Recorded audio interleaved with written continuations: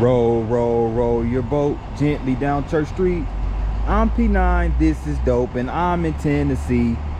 Yeah, this is a dope sculpture right over here on Church Avenue. And it's a giant bronze oarsman appearing to paddle a boat that's half submerged in the sidewalk. A very unique piece of art. Never seen anything like it before, but this is really dope. And it was sculpted by David Phelps in 1988. And it is made out of bronze, so there you have it.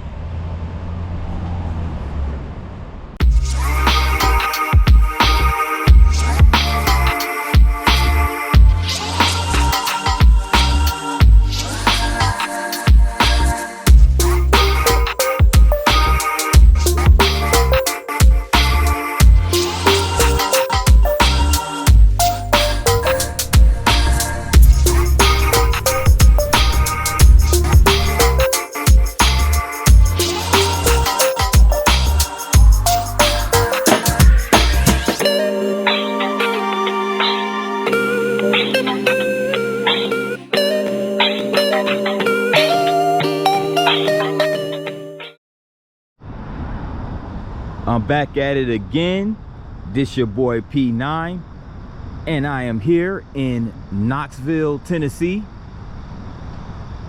on this beautiful Thursday morning. And I'm getting ready to start this tour of Knoxville, Tennessee, walking down Clinch Avenue over here by the World's Fair Park, and eventually make my way into downtown. But this your boy P9. I'm here in Knoxville, Tennessee.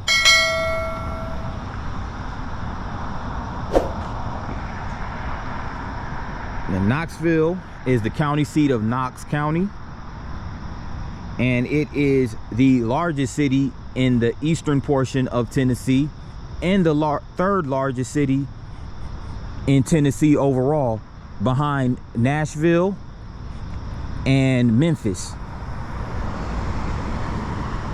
So this is the first time I've done a vlog in Knoxville.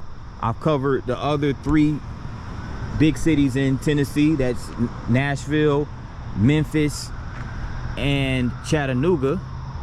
But I'm finally here in Knoxville. So I'm gonna go down this way.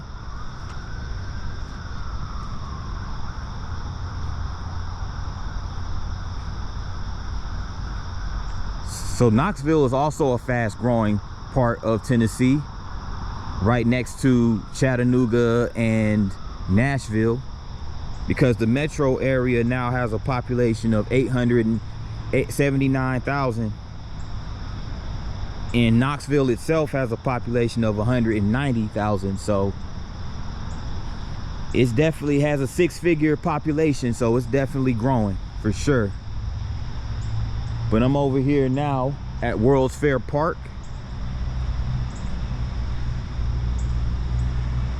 Now, World's Fair Park was established in 1982 during the 1982 World's Fair, which was held right here in Knoxville. As you can see right here.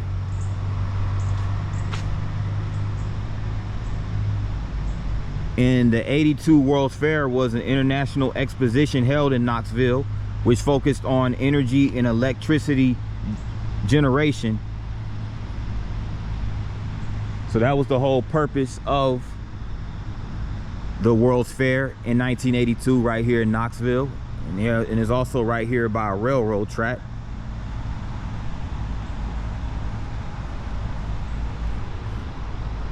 And there goes a bridge right over here.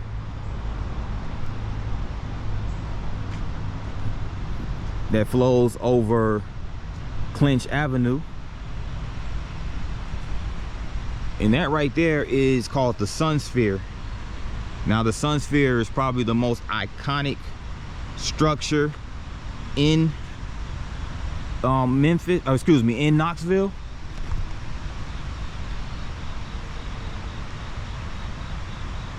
It too was completed in 1982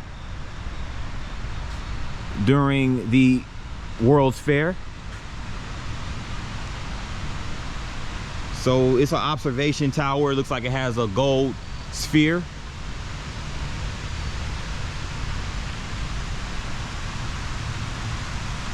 So it's 81 feet tall. And you see right underneath this bridge right here, you see the string lights.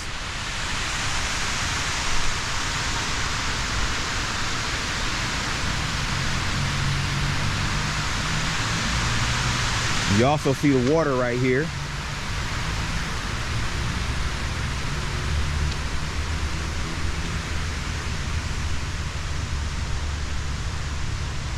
And they have an amphitheater over here as well.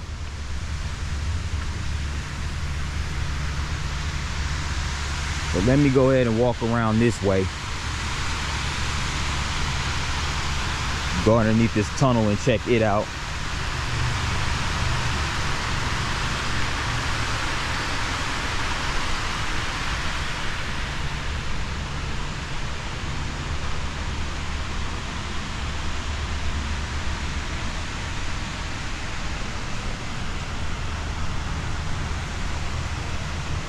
National Survivors Day, 1998. It's a bunch of tiles right here with a bunch of names on it. I guess in commemoration of National Survivors Day. So this is for, I guess, for a bunch of individuals who survived cancer. So shout out to all these individuals. This is a nice little display right here. I'm underneath this tunnel so I can hear my echo.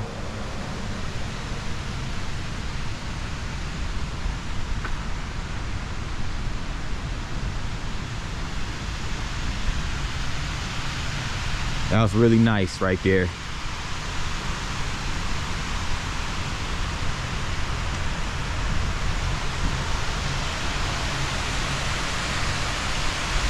I also like this view of the sun sphere right here. And there goes the waterfall.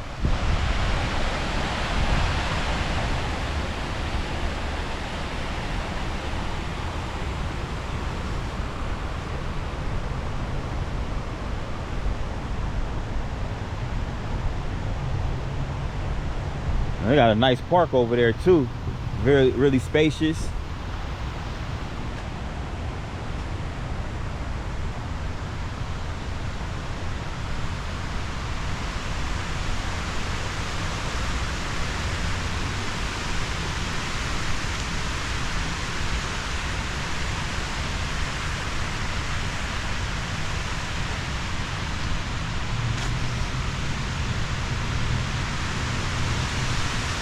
And check this out right here. Look at this beautiful work of art right here. This mural that has birds flying from this end to all the way through the top. It's really nice right here. And this mural has a hashtag of Knoxville remembers, Knoxville what lifts you, and at Kelsey Montague Art. That name looks familiar. It looks like one of my previous vlogs. I think I displayed one of their work of art, or I vlogged and saw one of the works of art by Kelly Montague. So shout out. And this was in dedication to you know, a lot of the Knox County friends and family members lost to C-19 in 2020 and 2021. So, and also in dedication to all the individuals in the community who bonded together to help, you know, like basically deal with the C-19 in the area. So really nice work of art right there.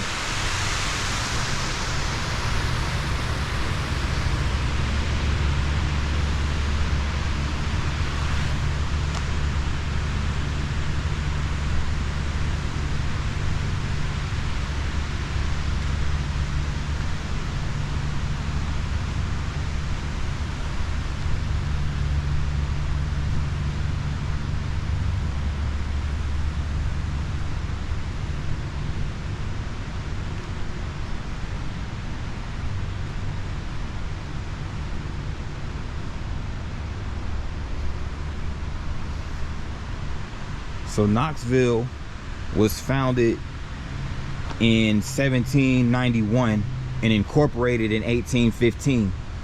It was actually the first capital of Tennessee. It's located near the Smoky Mountains. So the city, of course, has a lot of elevation for a southern city anyway.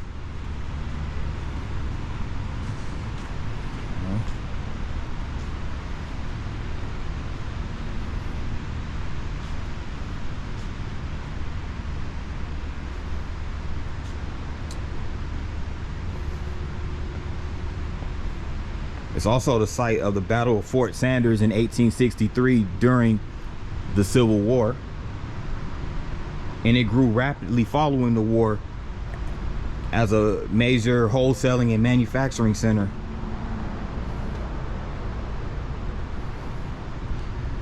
So it experienced a decline like a lot of other cities after, you know, in the 1920s.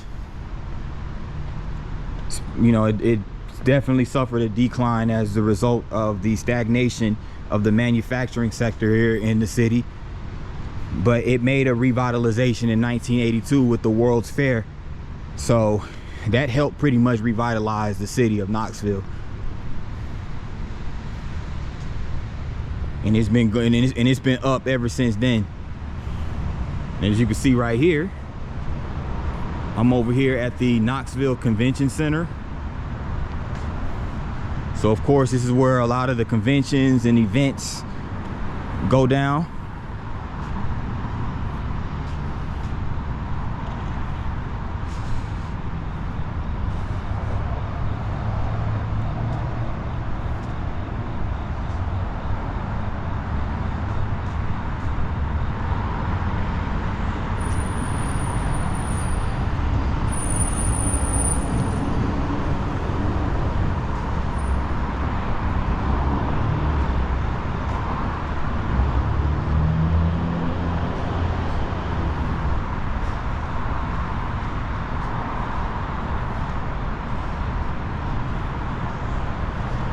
Tennesseean Hotel right here.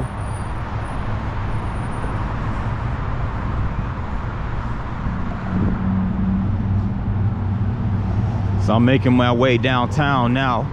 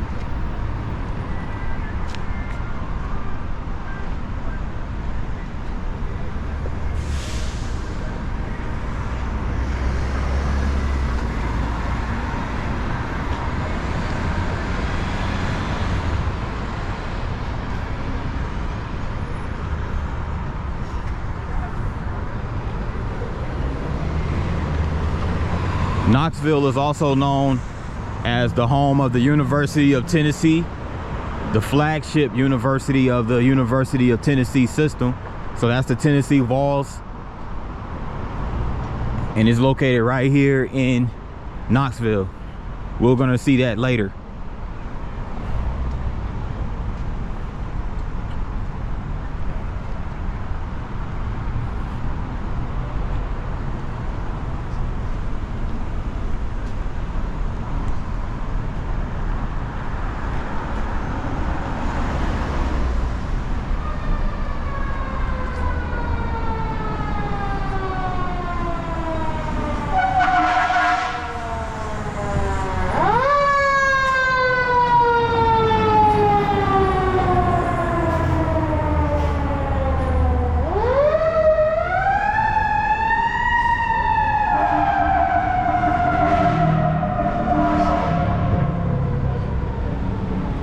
Shout out to the Knoxville Fire Department, up and at it early this morning.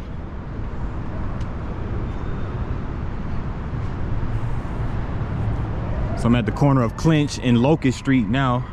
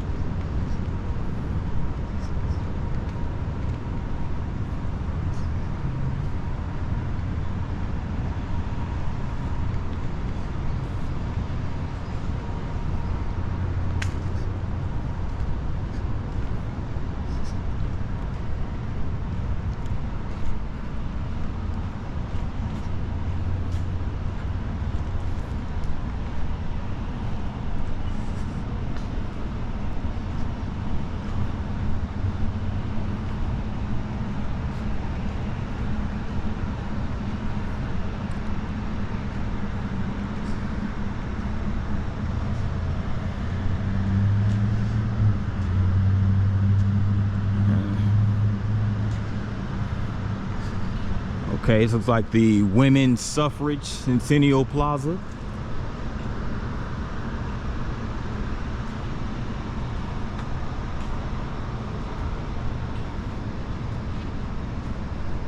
Like the Byrne Memorial. It's a sculpture right here.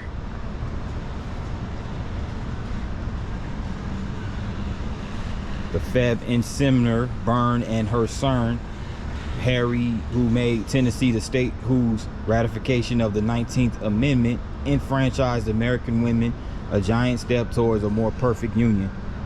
So this memorial stands as a reminder: every vote counts, every letter or phone call counts. One more person doing the right thing can make all the difference. Erected by the Suffrage Coalition. So this just commemorates the women's suffrage movement when they were, you know, fighting for the right to vote and everything like that. In dedication to Harry T. Byrne, who was on the Tennessee House of Representatives and the Tennessee Senate. And this is the East Tennessee History Center, this building right here.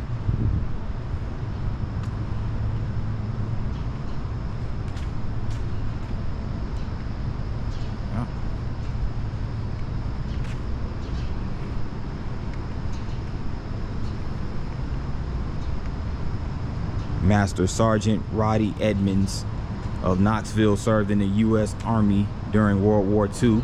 He was taken prisoner by the Germans at the Battle of Bulge. Edmonds was held prisoner at the Stalag IXA POW camp near Ziegenhain, Germany. So this is just a prisoner of war right here, Master Sergeant Roddy Edmonds.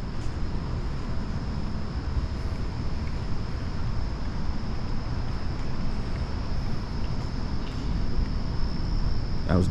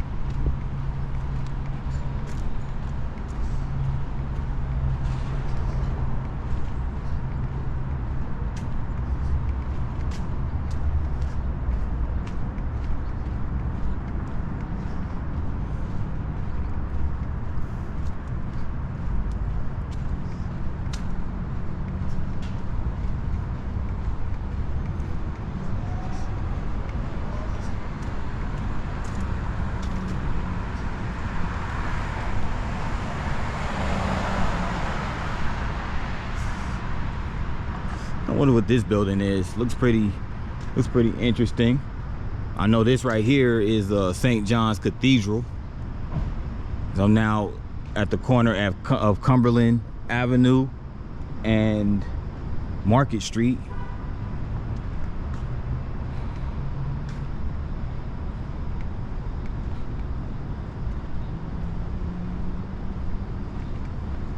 Let me go this way.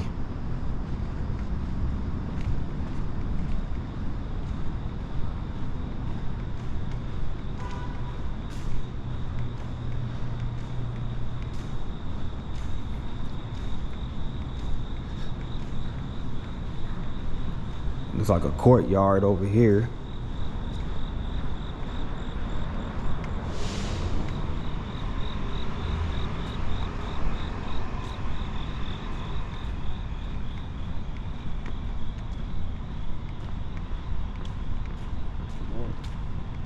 Morning.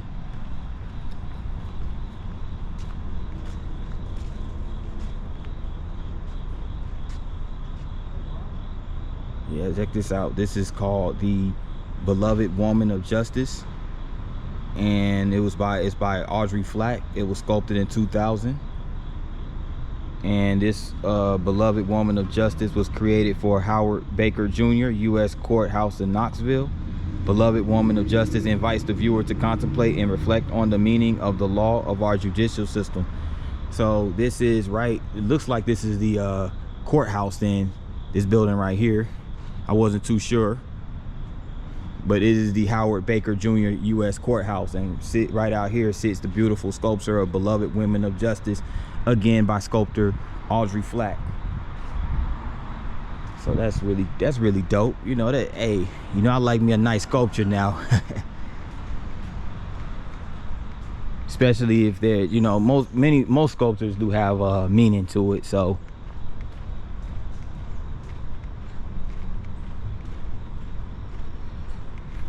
it looks like a lot of these buildings around this area are just kind of like courthouses and government buildings, stuff like that, you know.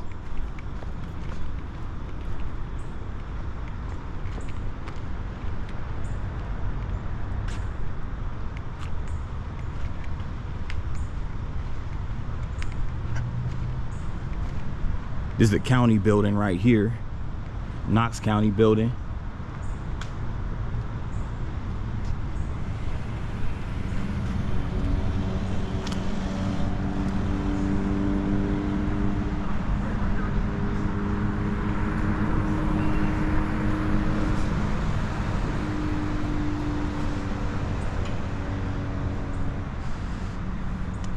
And I take it this is a courthouse as well.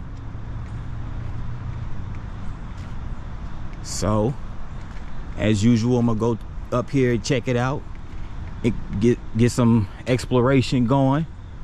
It's the Knox County Courthouse, the old Knox County Courthouse.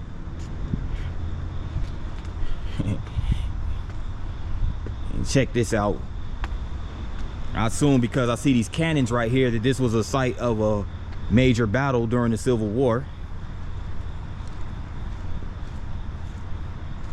And it's the old county courthouse. The third courthouse of Knox County was across Main Avenue to the north from 1842 to 1886. There, 12 Union raiders who were charged with train stealing in the 1862 Great Locomotive Chase in Georgia were tried in 1863. One was convicted. The trial was then adjourned and the prisoners were sent to the Atlanta because of increasing Union raids in East Tennessee. The courthouse was used as a hospital for the wounded of both armies in the fall of 1863. So yeah, this is where, again, this is a battle site, a battleground for the Union soldiers in the Civil War.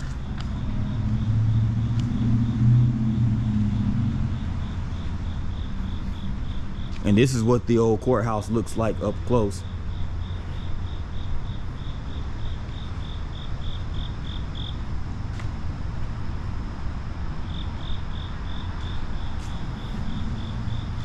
So I wonder what this building is used for now. Is it more like, being that it's the old courthouse, is it more or less just like a museum?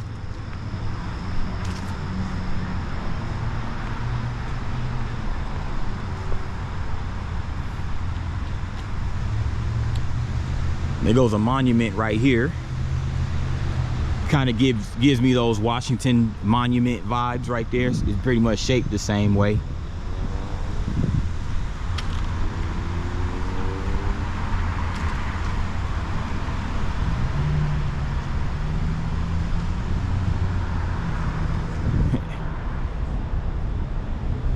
A guy right here holding the rifle. So this was during the Spanish War. So this is a Spanish War Veterans Memorial. Okay. And again, this is right outside the old Knox County Courthouse building.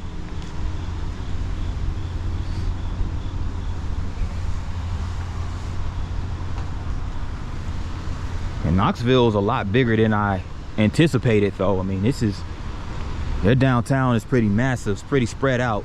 You know, I'm over here at the corner of Gay and Main Street. So I'm gonna make my way down Gay Street in just a second. That's like the major thoroughfare in downtown Knoxville. So here it comes. This is the Truist building, and outside the Truist building is this nice little fountain. I like how it's sculptured, as you can see right here.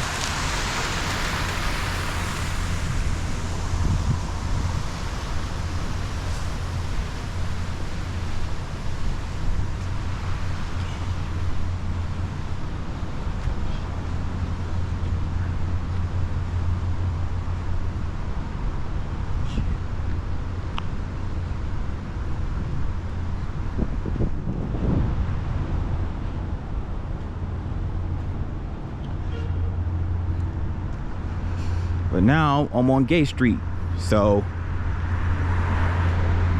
this is where it really gets interesting. Not that it wasn't interesting before, but Gay Street is pretty much where a lot of the major sites of Knoxville are located. It's where a lot of, you know, the fun stuff happens.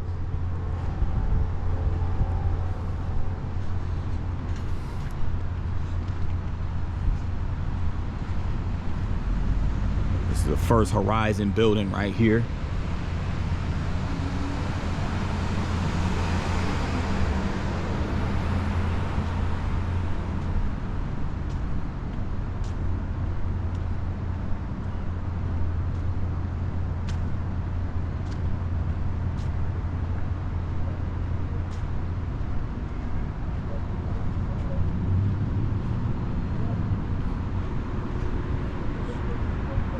And this building right across the street over there is called the Bijou Theater, which was built in 1909 as an addition to the Lamar House Hotel.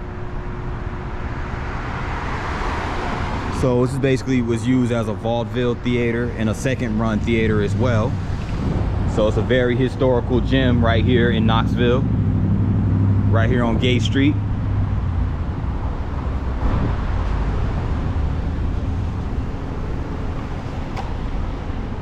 So this street is more like kind of like the recreational, touristy part of Knoxville.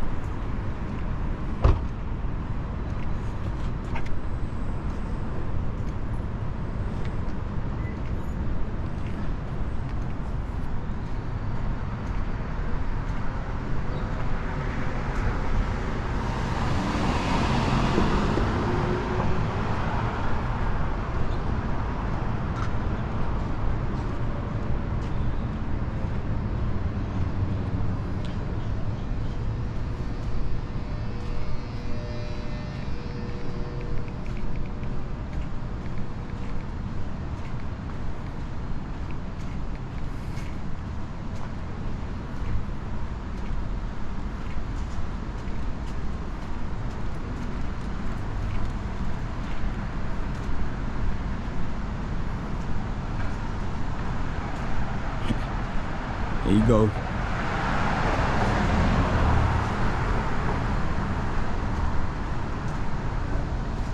See that sign right there, that Tennessee? It's a theater. It's called the Tennessee Theater. It's a movie palace that was built in 1928 in the 1908 Burwell Building. Well, the Burwell Building was considered Knoxville's first skyscraper.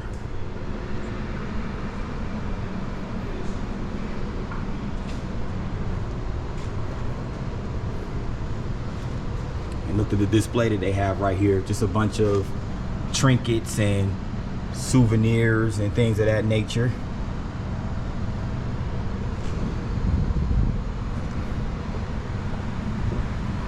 That's nice.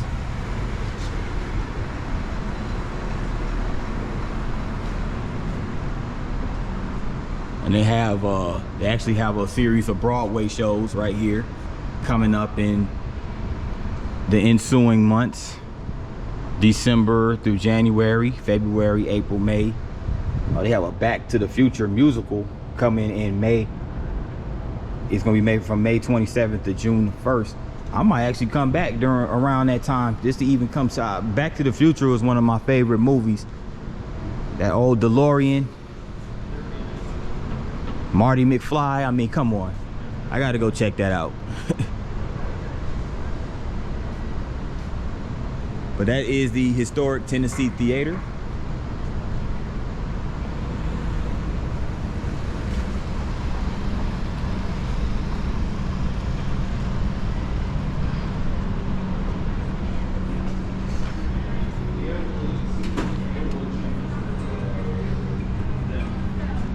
There's no set lease, so I have to say or expiring.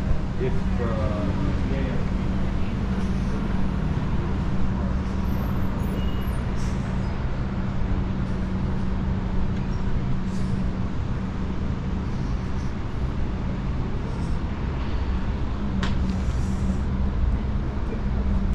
That's a nice building right there. I think that might be an apartment building or something.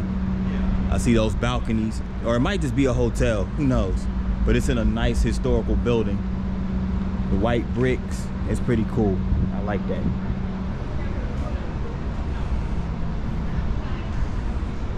They have an Embassy Suites over here. As I'm now in the theater district, which was evident by what we just saw with the Tennessee Theater.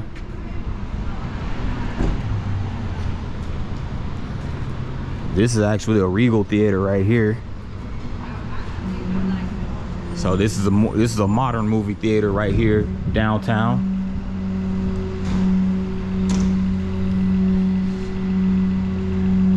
I remember in my Lincoln, Nebraska vlog, there was a modernized movie theater downtown in that city. So there's another one right here in Knoxville.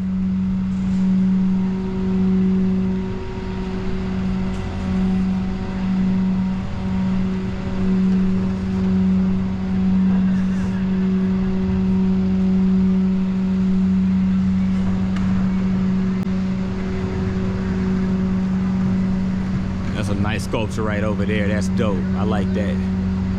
I like that. They even have a marketplace right here. Somewhere you can come get your snacks, get a little, you know, get your coffee and everything like that. It's a Fidelity building right over here.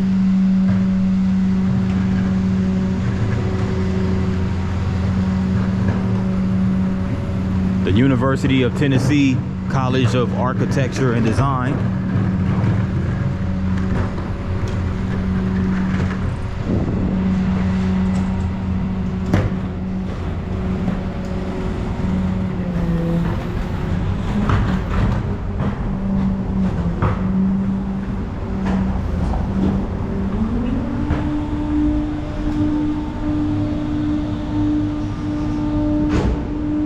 But I know Gay Street during peak hours, this place is, especially on the weekends, I'm pretty sure this place is pretty lit because there's a lot of establishments right here. Ice cream shops, mom and pop stores, of course the movie theaters. Looks like most of the activity goes on right over here at Gay Street.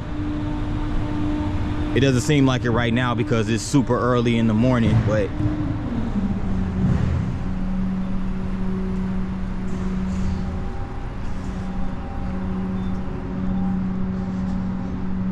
usually when I do my vlogs, I get an early start in the morning before a whole bunch of people come out. So that's just what it is. They have a Kilwin's ice cream parlor right here.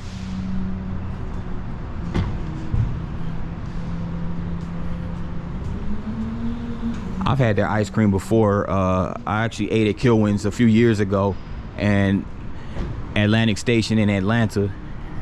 The ice cream's pretty good. A Mass General store over here. So they sell a bunch of just different knickknacks and stuff like that.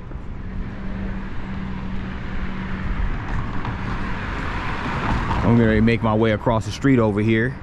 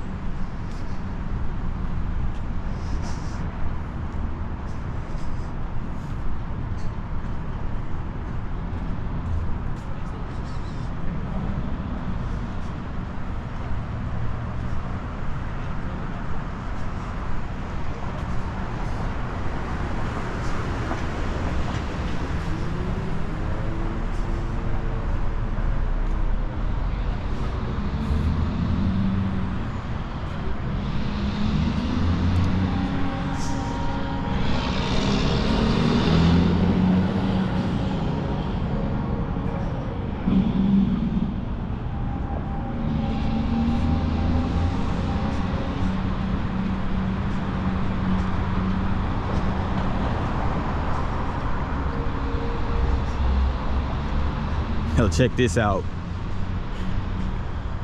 Goes a mural over here that was designed in 2013 by Bobby Cruz, and it's a mural that was produced by Visit Knoxville and dedicated to all of the artists, musicians, and visionaries that make the city of Knoxville and Knox County a great place to live, work, play, and visit. And the contributing artists to this mural is Bobby Cruz, Ken Britton, Walt Fieldsda, Curtis Glover, and Randall Starnes. But all of these images that you see on the mural, it just basically illustrates Knoxville, Tennessee in a nutshell. You know, so it's really dope. You got the brother playing the saxophone. So apparently they have a jazz history right here in Knoxville. You have the Tennessee Volunteers logo. You see the orange T right there. Of course, the Tennessee University Volunteers are located right here in Knoxville. And you also have the Sun Sphere, which we saw live in action earlier. You see it in the top right hand corner. And you see the Tennessee and Bijou theaters that we just saw. And they also have a streetcar apparently right here in Knoxville as well. And you have the Smoky, you got the Smoky Mountains over there, which is where Knoxville is located. You got the Knoxville Zoo. You got WX or WD. Let me make sure I get it right. WDYK or WDVK 89.9 FM Blue Plate Special. So that is a radio station that's obviously a staple right here in Knoxville. Two people riding their bikes. A couple of, one brother right over here strumming the banjo. Other lady right here playing the violin. And the brother over there playing the, looks like a, I don't know, I guess that's a violin or bass guitar or something of that nature. But this is really dope. And then you have the riverboat right over there. So this is just basically illustrates Knoxville in a nutshell. So the contributing artists, Bobby Cruz, Ken Britton, Walt Fieldsda, Curtis Glover, and Randall Starnes did a great job of putting that mural together in 2013. And it's called A Postcard for Knoxville, by the way. That's the title of it, A Postcard for Knoxville.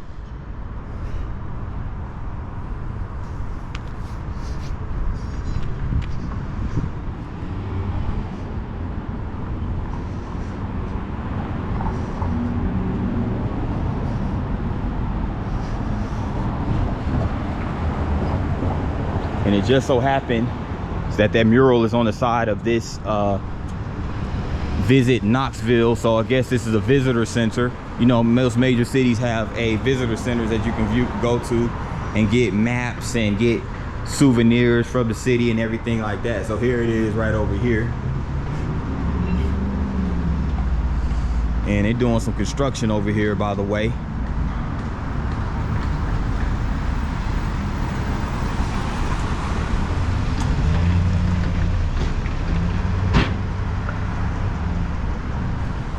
This is a 300 building.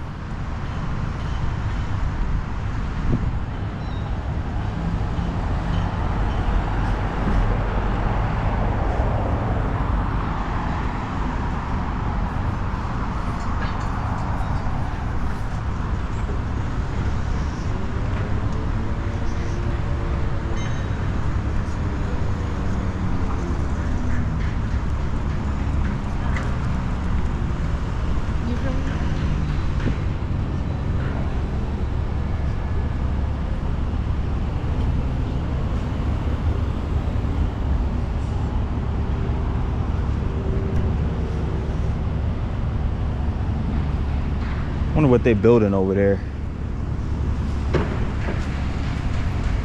It's a construction site. Still on Gay Street.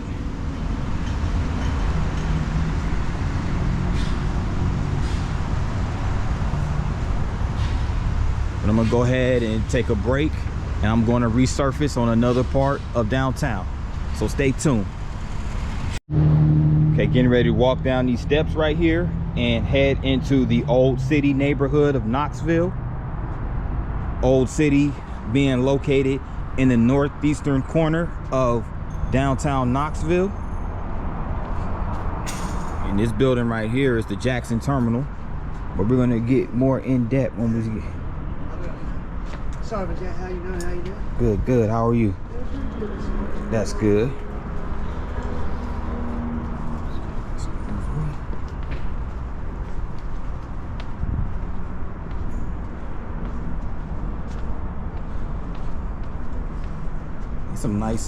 Some nice steps right here. They got it painted and everything like that.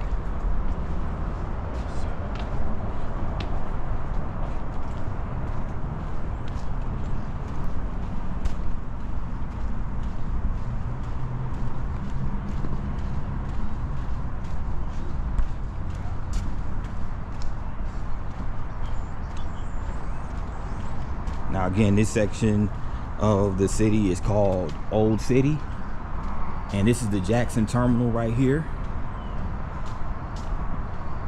Now apparently the Old City used to be kind of like the really crime-ridden portion of Knoxville.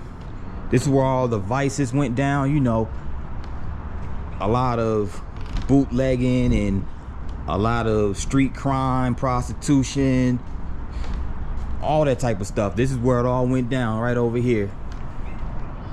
And we're talking about early 1900s, where lawlessness in a lot of these places were common.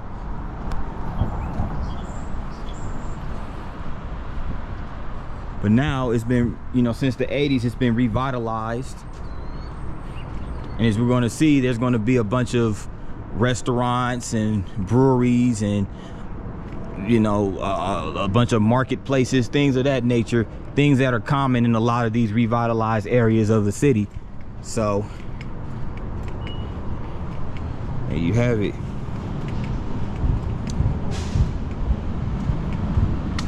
So yeah, it was like around, I want to say 1986, where the area underwent a massive redevelopment.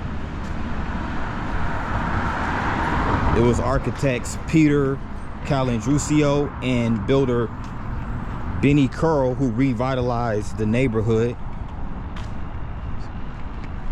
They done a great job because there's a lot of nice areas, you know, nice little buildings that are occupied by different establishments. You know, you have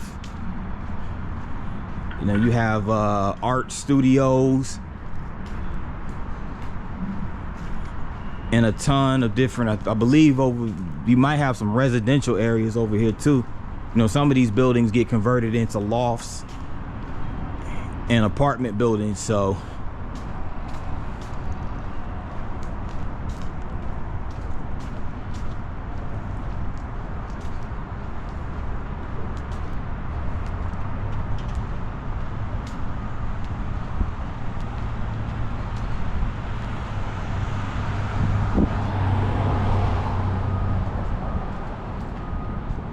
going back to that terminal we just passed, I believe Norfolk Southern Railroad tracks pass through here.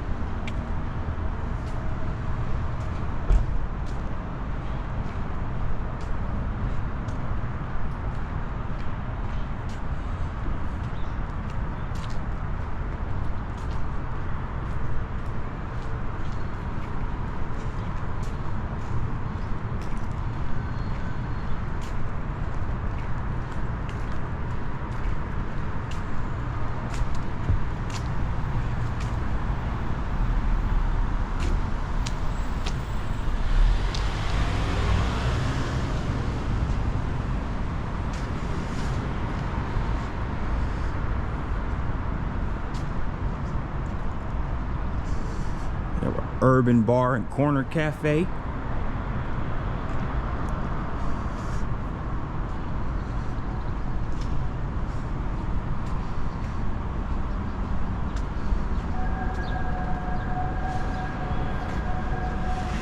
So there's a railroad crossing over here. So of course, again, Old City was built around the railroad tracks, and it was also part of the northward expansion of Knoxville. So Market Square, which is downtown, it's a pedestrian mall downtown Knoxville. It was basically what spearheaded the expansion of North Knoxville, and then eventually Old City was established.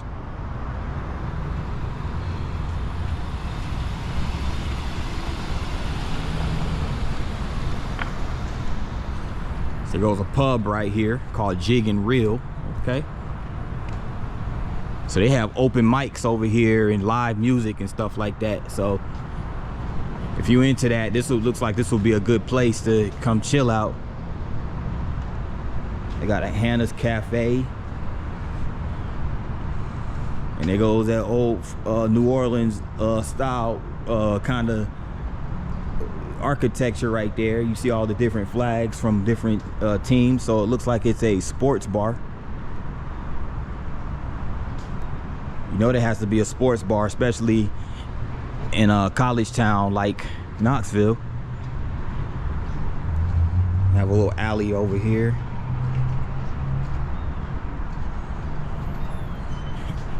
They got a pizzeria and calzones, New Jersey style by the slice, Da Vinci's.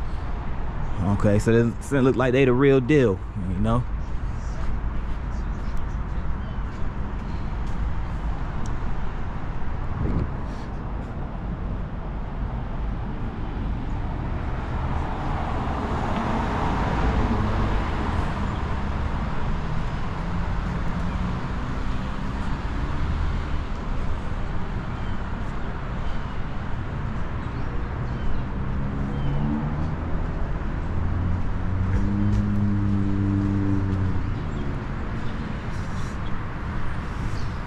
Okay, there go the lofts over there. There's some lofts over across the street.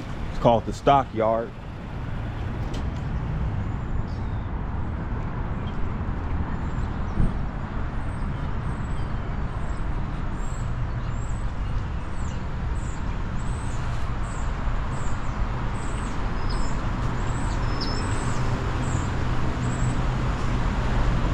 Glass Company.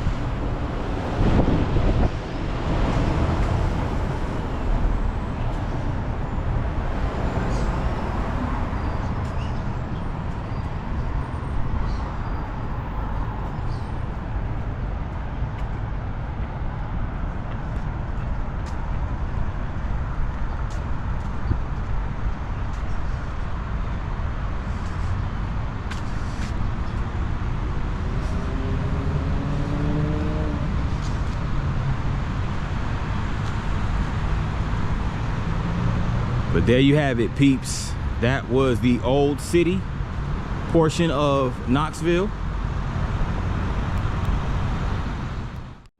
I'm over here in the historic Market Square district of Knoxville.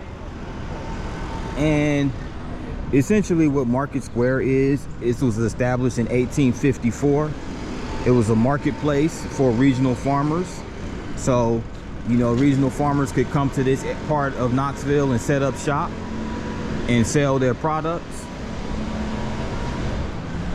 But today, Knoxville's Market Square is where, you know, a lot of events take place, such as, you know, they might have concerts, they have political rallies, popular gathering place for artists, street musicians, war vets, and activists. So, okay, so they got a little Berkeley going on with the activism. But this is Market Square. This is a little marker right here into the ground. Market Square on Monday morning, Knoxville, Tennessee.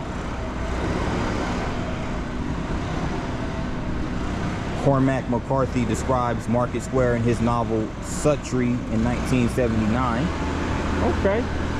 So I guess this is an excerpt from Cormac McCarthy's book, Suttree, right here. Okay, cool. But yeah, Market Square is another hangout spot, and it's only a block away from Gay Street, by the way. So all of these areas are really close together.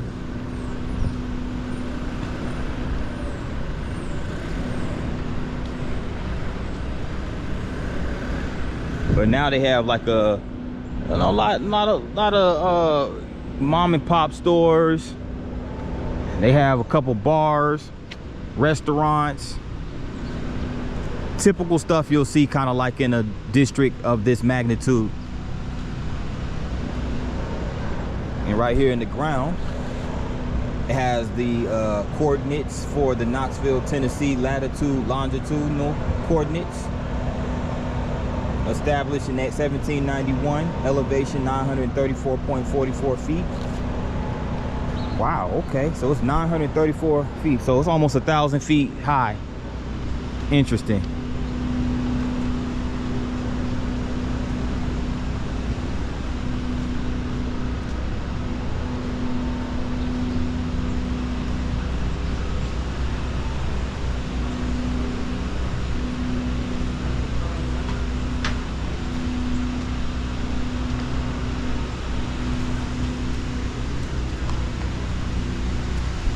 But here's a history of Market Square. Market Square originated in 1853 on land donated by civic leaders William Swan and Joseph Mabry. The city of Knoxville built a brick market house in 1854, replacing it with a 3-story complex in 1897. It also held City Hall and police and fire stations. It became a thriving farmers market and commercial hub where visitors found both local produce and exotic imports. In 1863, Union forces seized the market house for storing ammunition and housing troops. By the 1800s, many businesses such as butchers, blacksmiths, saloons, and Kern's Bakery surrounded the market house. In 1900, a journalist called Market Square the most democratic place on earth due to the diversity of its daily visitors. There's more on the back, but I'm pretty sure you guys get the gist of it. Oh, by the way, this was also where Booker T. Washington visited back in the 1800s. So Booker T. Washington actually visited Knoxville during the temperance movement that Knoxville held during that time. So I thought I'd add that in there as well.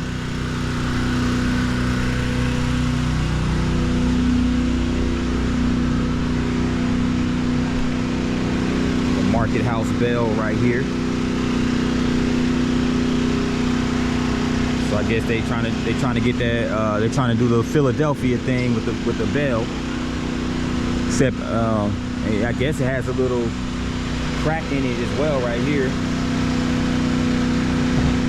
But this was by McShane Bell's Foundry, Henry McShane and Company, Baltimore, Maryland, 1883. So this bell was purchased by the city from McShane and Co. of Baltimore, 1883, at 25 cents per pound and weighing more than 2,500 pounds. It cost $640.50. That was a lot back in 1883, by the way. A new belfry had to be built to hold the bell, and lightning rods were added. When the new City Hall building was constructed in 1888, the bell was moved there. So of course the City Hall is no longer here in Market Square. So this is where the bell now sits, right here in this park over here. And of course this is the suffrage movement statue right here during the Tennessee Women's Suffrage Memorial.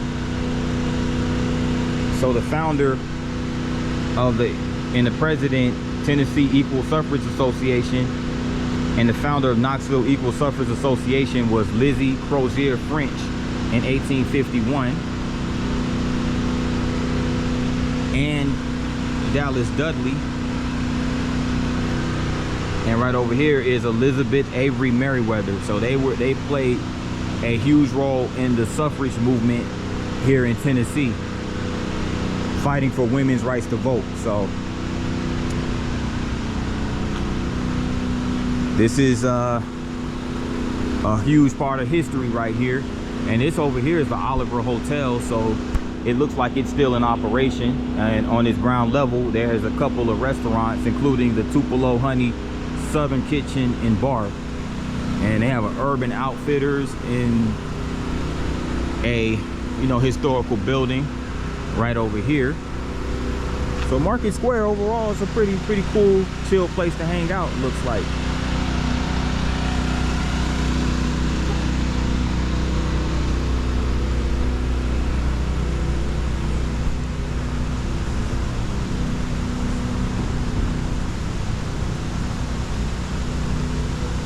And this is Crutch Park,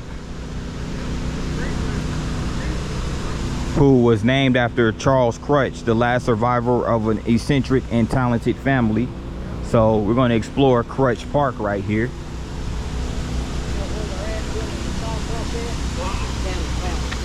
And this sculpture right here, made out of steel and bronze, is called the Steampunk Babylon, and it was sculpted by Charles Pilkey of Mint Hill, North Carolina.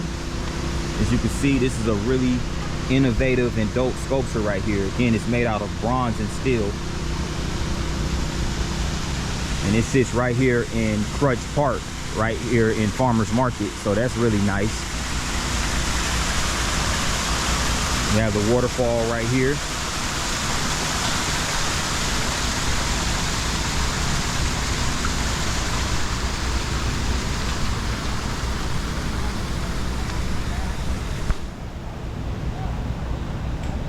Another cool sculpture right here.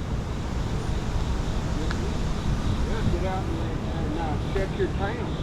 See what's going on. You can't always believe you're full. You gotta get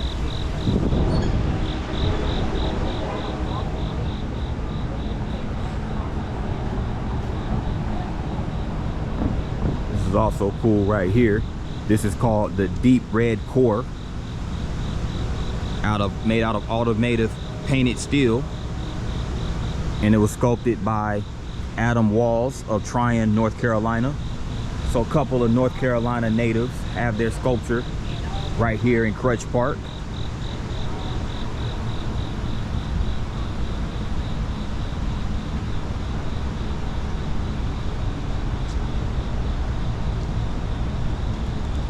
Very relaxing over here. This is the Omega Continuum by Bo Leday, again from North Carolina, Valdez to be exact. And this is a nice sculpture. It's made out of weathered tin. So this is nice artwork.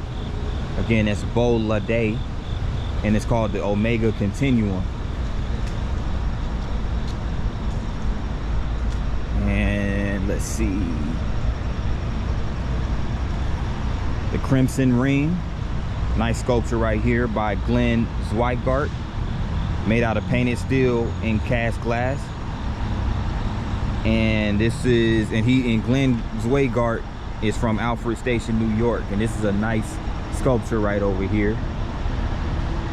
Just has like a basically a slab of concrete and a ring that passes through it. It's really cool.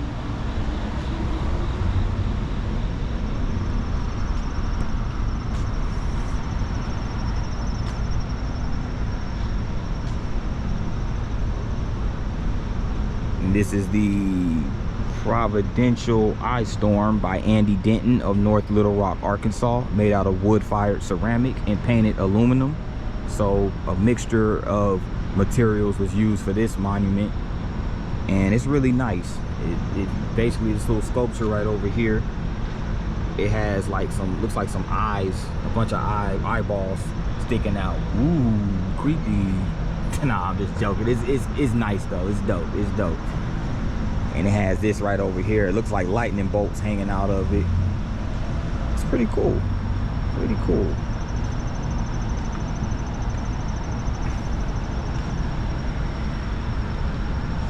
here's a nice sculpture right over here. It's called the Rotary Centennial Sculpture, and it represents the centennial of the Rotary International Club, which was established in 1905, and this sculpture was sculpted in 2005. So yeah, there you have it. So this again is called Crutch Park. So this is a really cool place to chill out at. You know, has a nice little body of water, nice pond right there. Last but not least, I want to get this sculpture. Is called You Always Live Again, and it's another sculpture by Andy Denton. So he has two sculptures right here in Crutch Park. So this dude is really clutch when it comes to his artwork. But this is made out of painted cast iron and steel, and again it's called You Always Live Again by Andy Denton.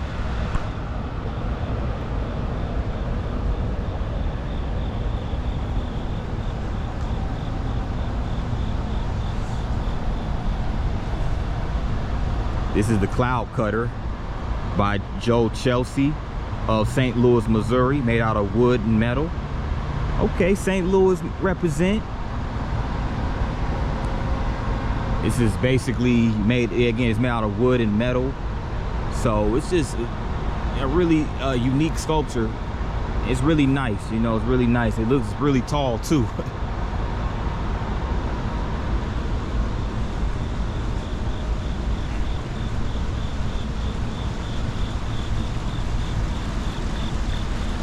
The screws that were loose are the hardest to replace. It's like a screwdriver with a screw at the top of it. This is very creative. And this is by Kevin Vanek of Greensboro, North Carolina, another North Carolina sculptor. And this is made out of cast bronze, cast and fabricated aluminum. So the screws that are loose, that we lose, are the hardest to replace. You said that right. Because some people lose their screws and they never find them again. It's just they so far gone, it's like they're a lost cause. And last but not least, this is called the Teeter Tower, and this is by Matt Amante of Waterville, North Carolina. It's made out of painted steel, and I like that turquoise color sitting on top of this this pole right here. So this is really cool. Sponsored by Prestige Cleaners. So a lot of these sculptures were also sponsored by the Knoxville Arts Commission. So there you have it, Crutch Park, full of dope sculptures. Come check it out. Getting ready to walk down this alleyway. It's called Strong Alley, and it's by the Dogwood Arts Art in Public Place mural program. So it's a string of murals, and I'm getting ready to walk down this alley. So without further ado, let's do it. Now this is a nice mural right here. It looks like a bunch of doves and things of that nature, and it's at kmay.co at gabrielbarnhart.prints. So it looks like I think these are more like mockingbirds. I said doves, but these are more like mockingbirds, I think.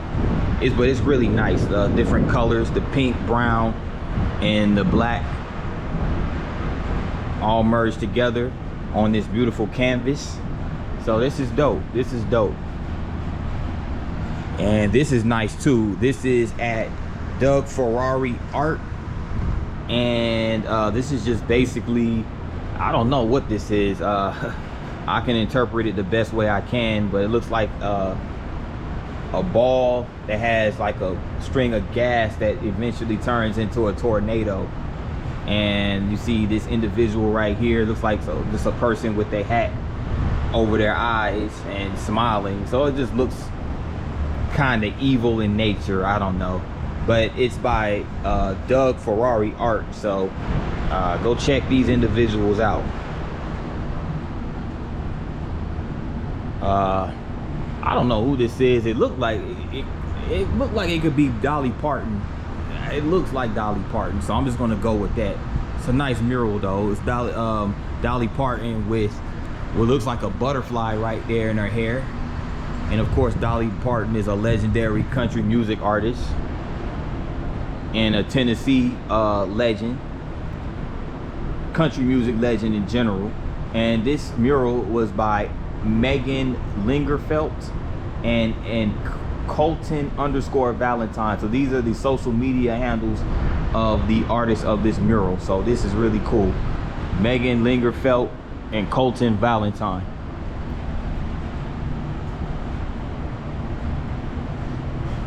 Okay, let your conscience free. Okay, spiritual artwork, it looks like. And it's just different colors. You got the sunset, you have the harmony of the two kids right there. You have this lady right here with the afro, just like she's meditating, deep in thought. And yeah, this is really cool. This is really cool. And the artist looks like at For the Masses and at sarahholeari.art. Okay, this is nice. This is nice. This is cool as well right here. Looks like an angel, a blue angel. And at Oral Brat Designs. So I'm guessing all these social media handles would be for Instagram. A bright and beautiful soul once told me, follow your bliss. Okay, cool.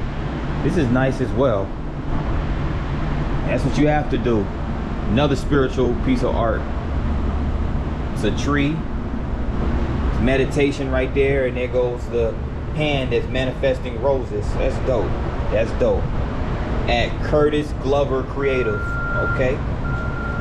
Y'all make sure y'all go check out these artist pages. So I know, because I know they have a bunch of other dope artwork in their portfolios. So you got your, you got your other dope artistry. This is the little mushroom guy from Mario. This is cool. This is cool. Like he's holding a bunch of art supplies, buckets of paint brushes. Oh, that's dope. That's dope. And his little wagon. At C Swaggerty. Okay. Okay. Cool. Cool.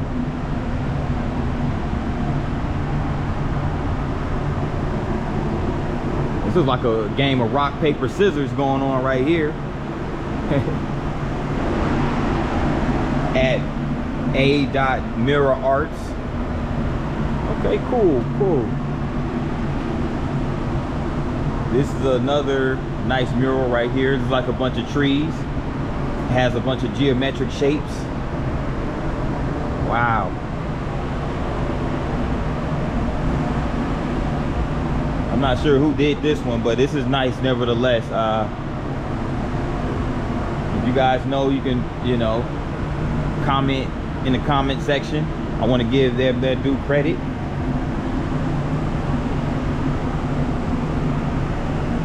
This is nice as well right here.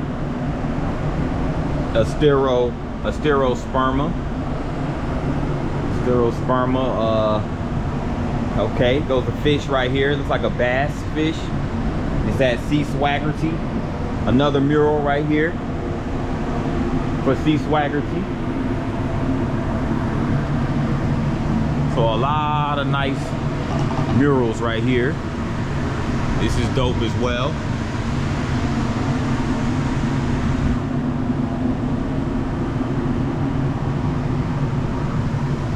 Ah, this is cool. This is dope.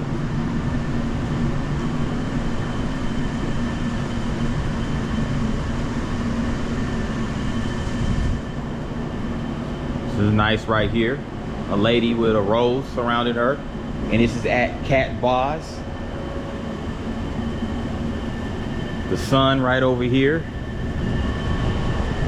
at Fawn E, at Dustin Villa Design at Dogwood Arts. There goes the handles right there for this nice piece of art of strawberries. And here's the late legendary Anthony Bourdain. Used to travel and partake in international cuisine in different restaurants, stuff like that. Skills can be taught. Character you either have or you don't have. Anthony Bourdain. R.I.P. to Anthony Bourdain. And shout out to Hard Knocks Murals for this nice, beautiful paint. And again, that's Hard Knox Murals, and Knox is spelled K-N-O-X. And at Muse Knox, at Muse for All. Muse Knox, all the social media handles right here. Learn, play, inspire, and empower. Discover, create. Very inspirational words and nice painting right here. And the artist, by the way, is Alexa Chapman at Loser Art. That's L-U-Z-E-R Art. And it's also credited to Allison Comer. So Allison Comer, Alexa Chapman created this beautiful artwork. It's really nice. Really nice. This beautiful painting right here. Very inspirational. And you guys definitely need to go out and discover and create, because that's what makes life worth living. This is also nice right here. Looks like a bunch of leaves and trees and stuff like that. And this is Whitney Cash Harrington. You can see right here.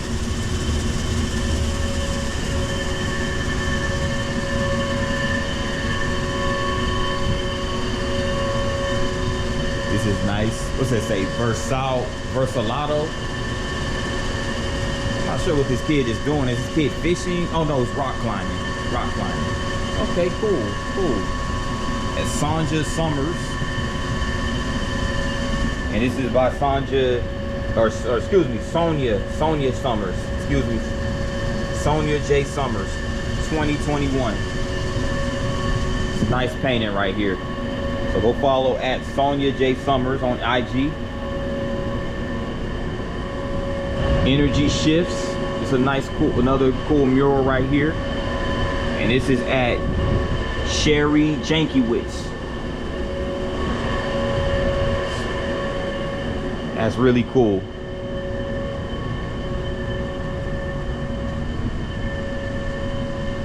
And here's another art piece by Megan Lingerfelt. This is really cool right here. This looks like he could go on a quilt or something, like a quilt pattern. But it's really nice. This is really nice. It's a nice picture of nature, the skies and the trees and the flowers. Beautiful combination of colors. Beautiful blend of colors. And this is Sarah Moore _studio. So make sure you follow that page or check it out. There's a bunch of talented artists left their mark right here in this alleyway.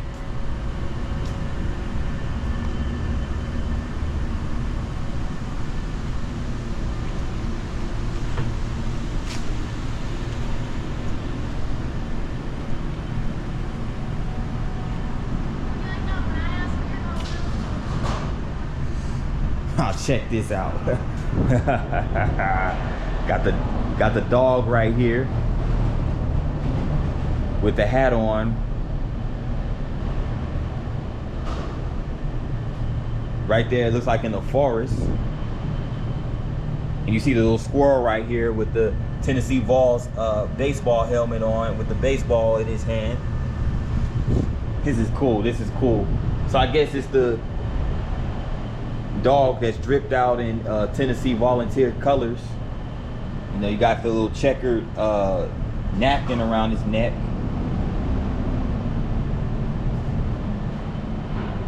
So the artist of this mural really creative mural is G. Luckett 2024. Okay. I don't know if I'm pronouncing the last one. I don't know if it's Luckett or Luquette. But this is really nice. And I guess you can find this mural at My Wild Menagerie. I'm not sure if I'm pronouncing that right. Excuse me if I'm not. But this is really cool right there. This is nice as well. It looks like a mountain. And this is at the Shaneberg at Sutton Ceramics. This is a nice mural right here. Looks like a unicorn sitting in front of a tree. All right, at Sutton Ceramics. So Sutton Ceramics, really nice artwork.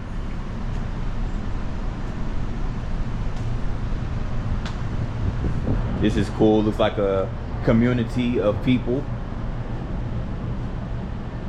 Dude walking his dog. A cat right here. There goes the Tennessee Theater marquee sign. It's like a lady right there playing the trumpet. What's life without music? Okay, so cool.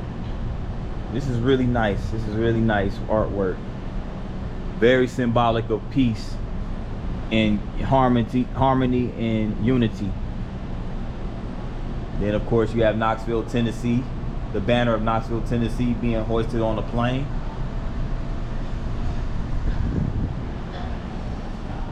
And this is by Paris Woodhull. So follow Paris Woodhull on IG. Downtown Knoxville. So that does it for the Strong Alley. Hope you guys enjoyed that mural display right here in downtown Knoxville.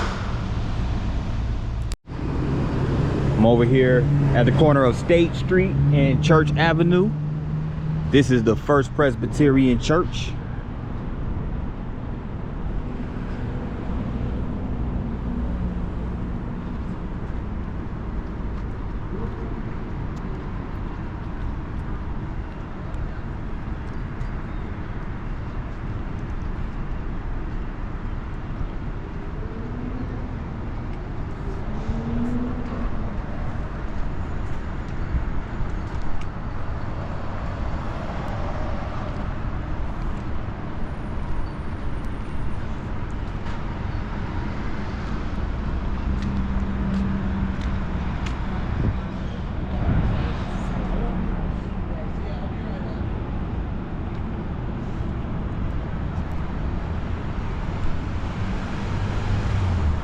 Okay, so I guess on this settlement right here, this is where White's Mill was located. It's a small tub mill on First Creek nearby for grinding corn, and was the first industrial establishment in this region. It was built by General Jason White in 1786, and for this reason the infant settlement was called White's Mill as often as White's Fort. Okay.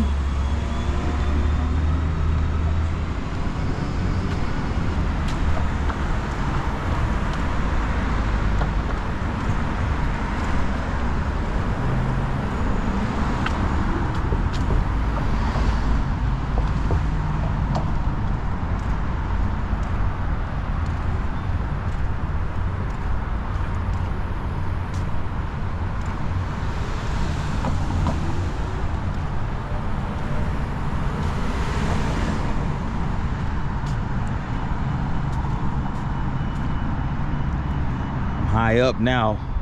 I'm on this elevated roadway, it looks like. There's another view of First Presbyterian Church right there.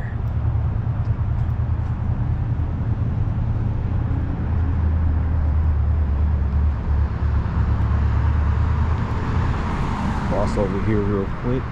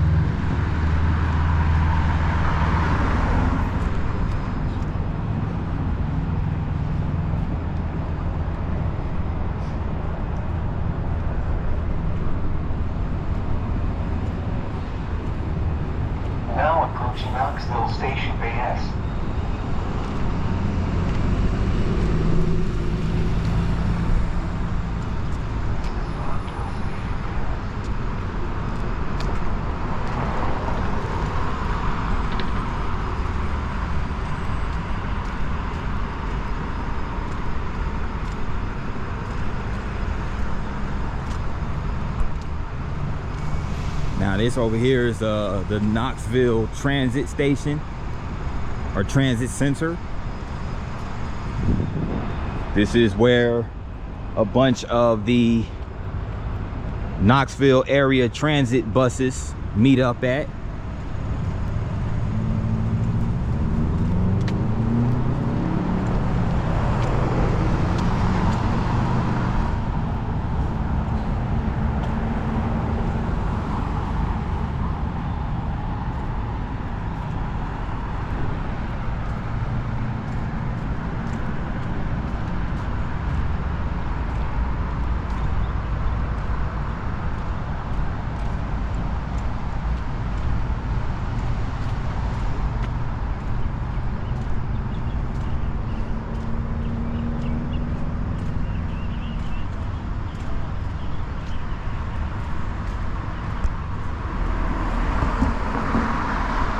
Like this building looks like this transit center right here. Looks like it's looks like it hasn't been up too long. This looks relatively modern by the design of the building.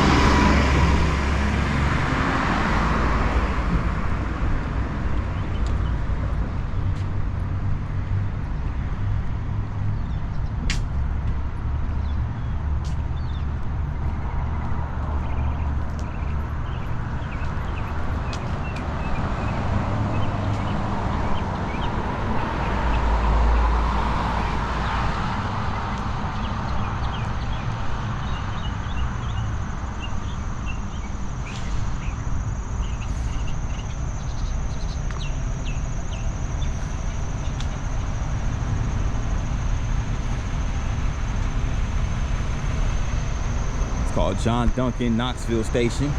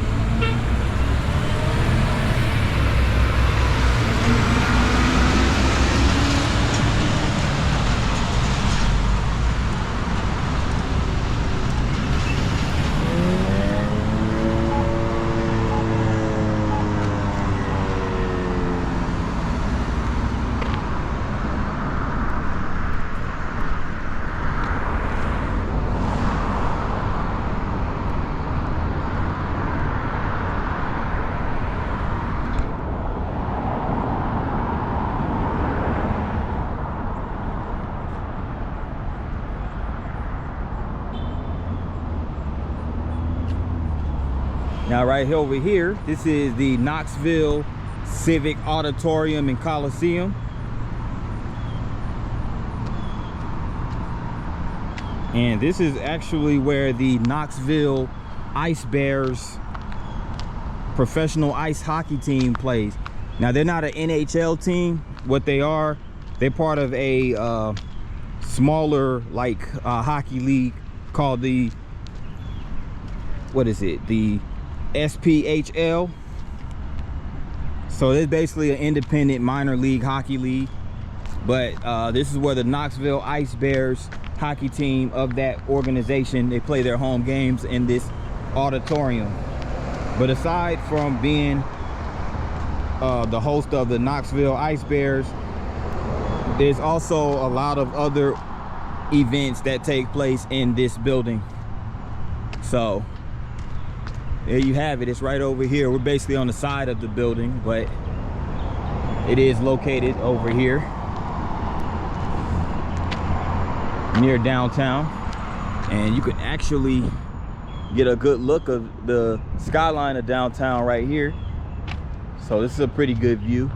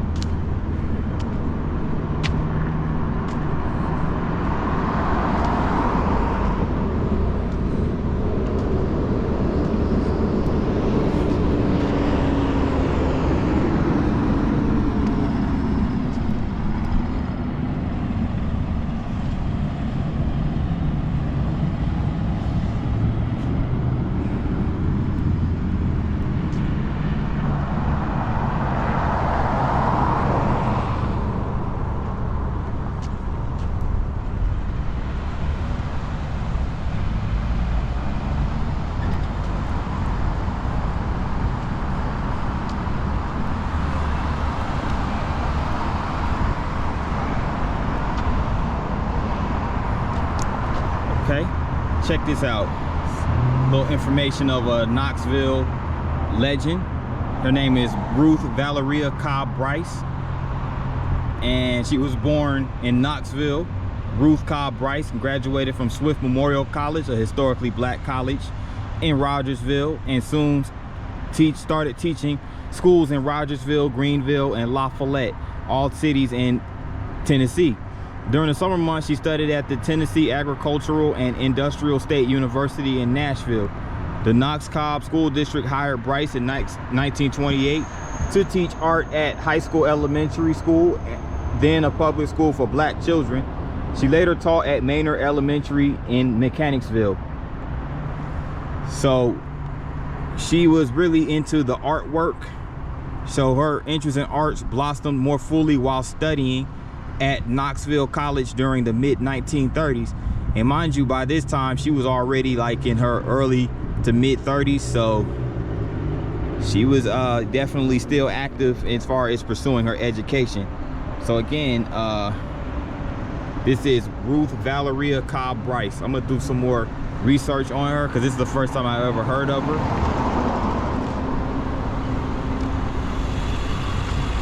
Shout out to Miss Bryce.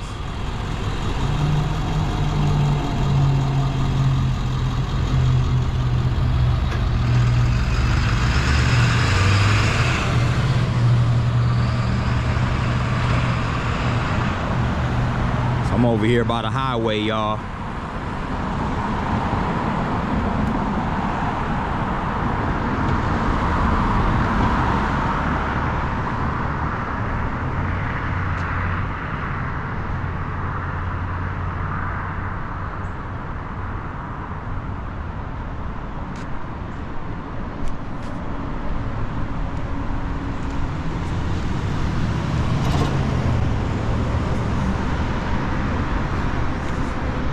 So this is actually I-40 right here. This is the overpass of I-40.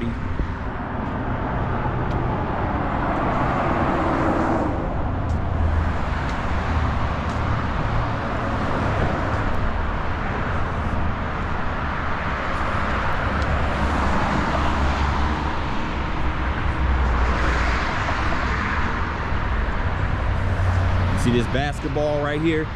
I'm over here now at the Women's Basketball Hall of Fame. So the Women's Basketball Hall of Fame is located here in Knoxville. Remember a couple of weeks ago I went to Kansas City.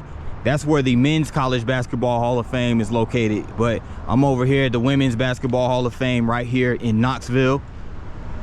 And it's fitting that it's right here in Knoxville because the Tennessee Vols women's basketball team has long been a staple in college basketball as it pertains to women's basketball. They've been a long time powerhouse, you know, them in South Carolina, LSU. But Tennessee like volunteers, like Knoxville is like Titletown USA when it comes to national titles and everything like that in women's college ball.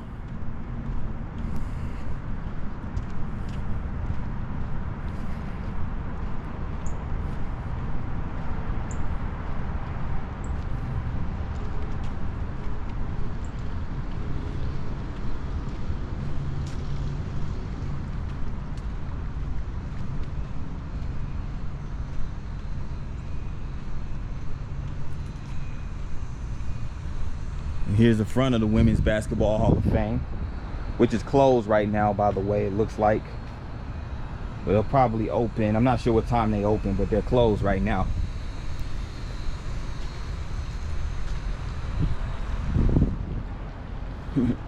Check this out. It's like a little power fountain that they have right outside of here. And this Hall of Fame museum was opened in 1999, so it's 25 years old. They celebrated 25th year anniversary this year. So this is the front of it. So yes, the Women's Basketball Hall of Fame. So again, it's dedicated to a lot of the college hoops that take place, specifically in in college basketball altogether, but specifically when it comes to the Tennessee Volunteers, who was coached by the late great Pat Summitt.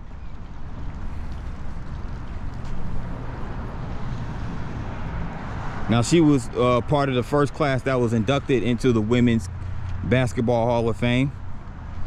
So one of these days I'm gonna have to come back to Knoxville and do a vlog in the Women's College Basketball Hall of Fame Museum. That had to be a separate vlog all in itself, so be on the lookout for that in the future.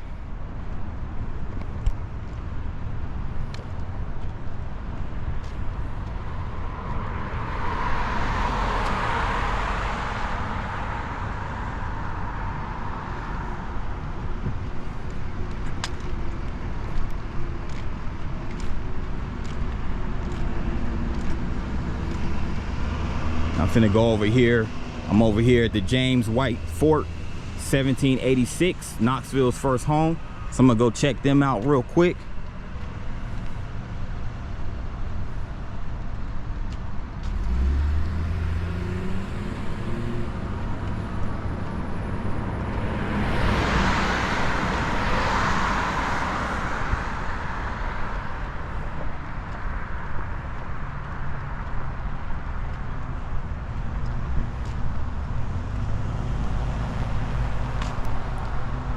So this settlement was established essentially around the same time that Knoxville itself as a city was established.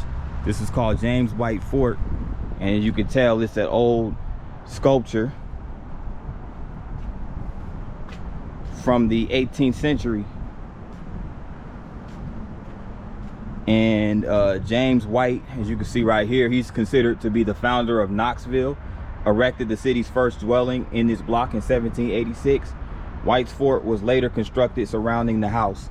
Knoxville was named for Henry Knox, Washington's Secretary of War, and was chosen by Governor William Blount as capital of the territory of the U.S. south of the Ohio River in 1790 to 91. So yes, Knoxville was at one point the capital of Tennessee. And as you can see right over here, so it looks like this it looks like it was built out of a bunch of logs. You know, those were common during that time, especially in the 18th century. A bunch of log cabins.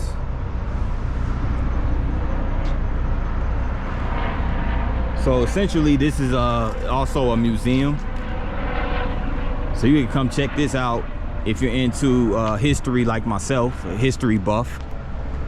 Come check out the James White's Fort.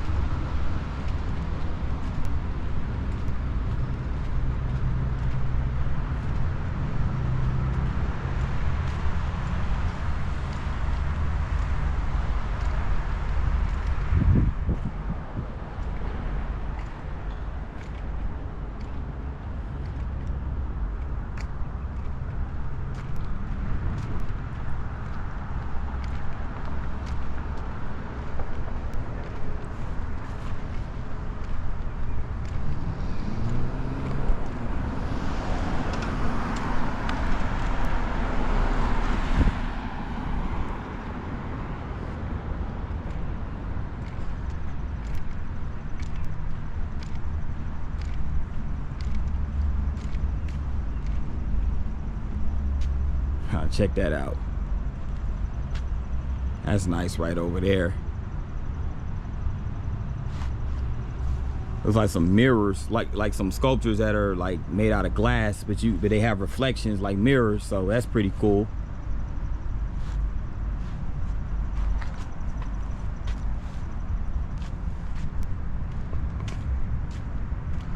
And I'm over here now at the volunteer landing.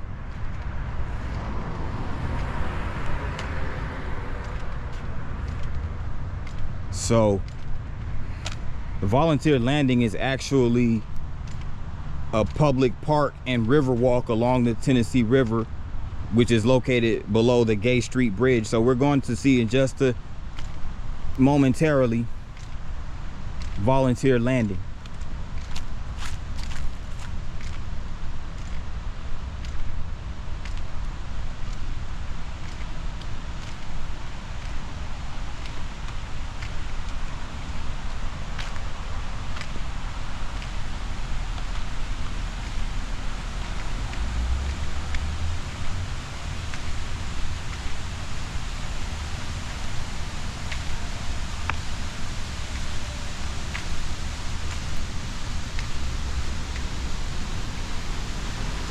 And essentially right now I'm walking down a hill.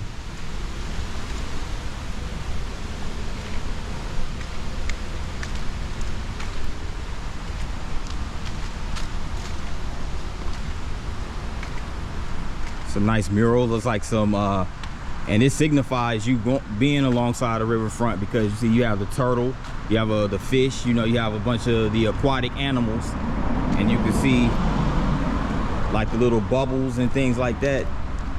So that's pretty much symbolic of what we're about to experience over here at the Tennessee River, as far as the river walk and everything like that.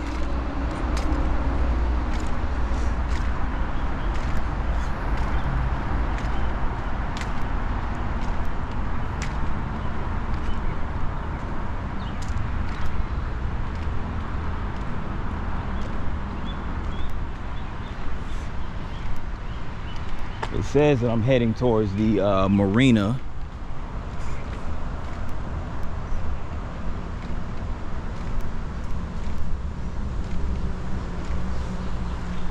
Knoxville Adventure Collective paddle trips and bike rentals. So we definitely must be close by, because when they started talking about bike rentals and paddle trips, that means, you know, we're close to a riverfront or a riverfront park and a trail.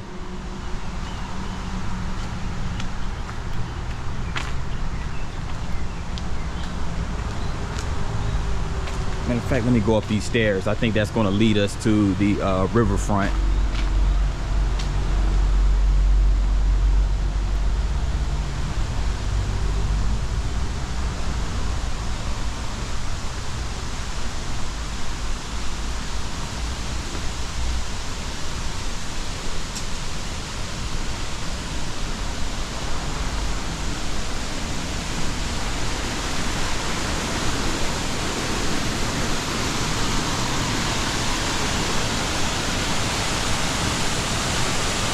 Check this out.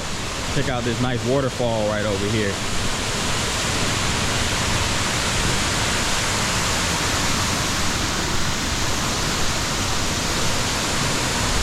This is what makes you appreciate nature even more, when you have sights like that.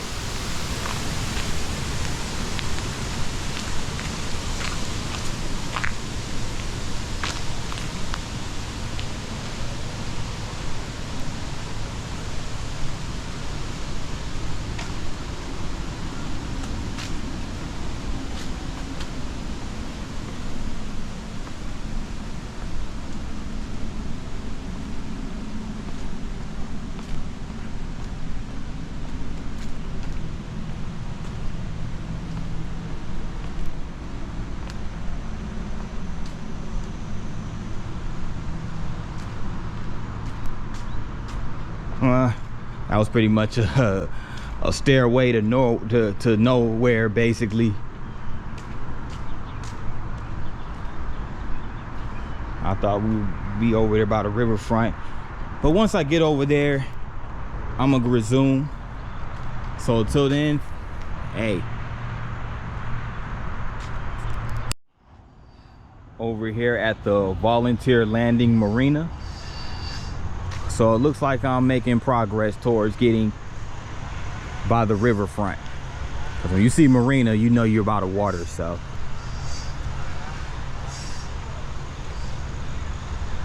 So this is my first time coming to the Tennessee River in the city of Knoxville.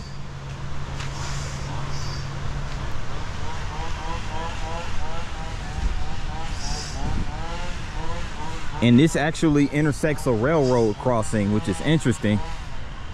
The railroad being so close to the river, that's pretty interesting. And it's a Ruth Chris Steakhouse located right over here by the riverfront.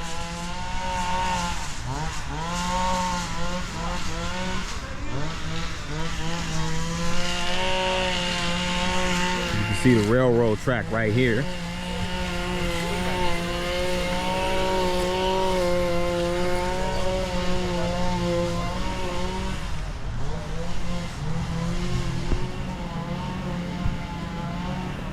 There goes that scenic Tennessee River.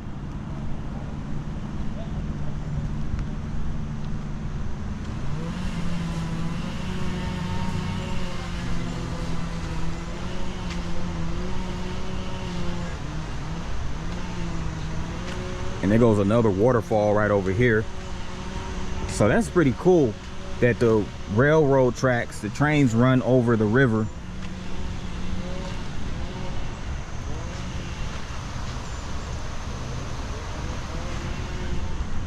That's pretty cool. Now you got the waterfall over there. Yeah, that's. Yeah, good morning, sir.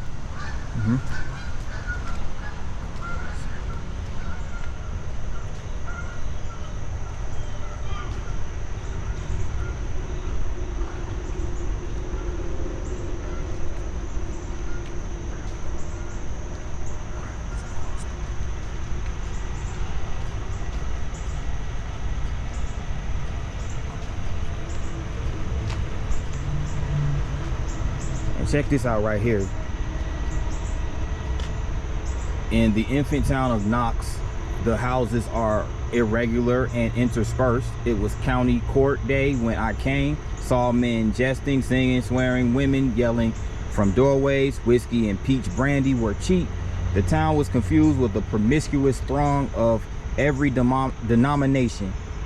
Blanket-clad Indians, leather-shirted, woodsmen, gamblers, hard-eyed, and vigilantes.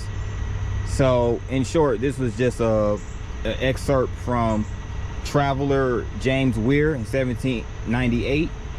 This is just his observation of Knoxville, especially over here alongside the riverfront. Okay.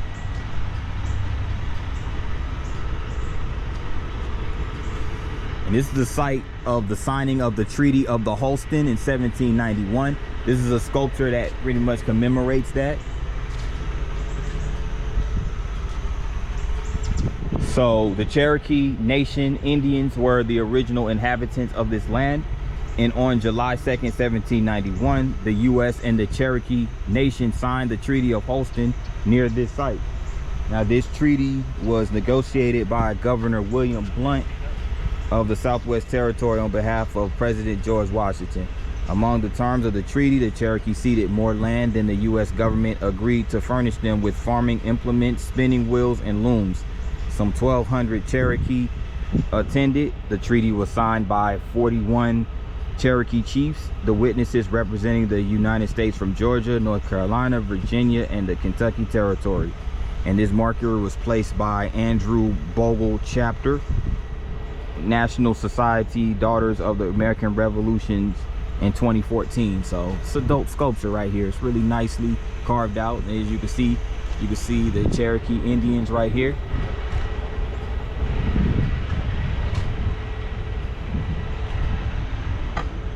Pretty cool, pretty cool. And this is the marina, of course. Here's a little dock right here.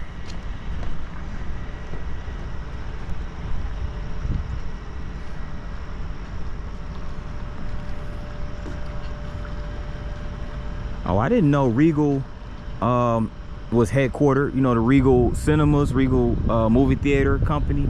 I did not, or entertainment company rather.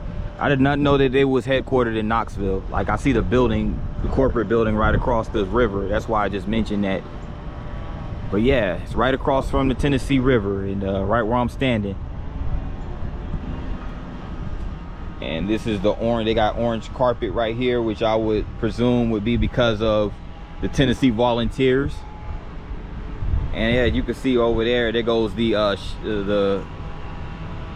parking deck, or whatever you call it, the little enclosure, the shelter over where the vessels are parked at over there.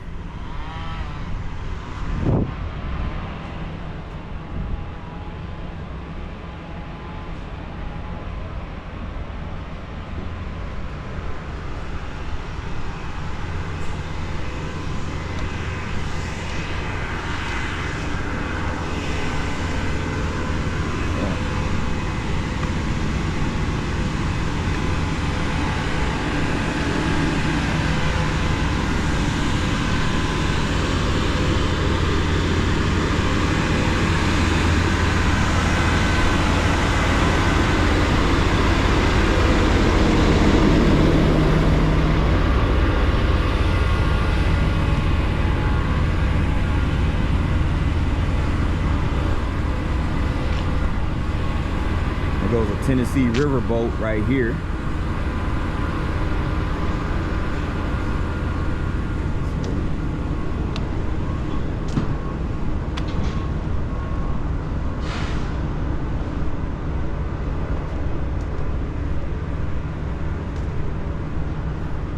Now, is this the Gay Street Bridge that they was talking about? I was reading about. This might be the Gay Street Bridge that you see over this water.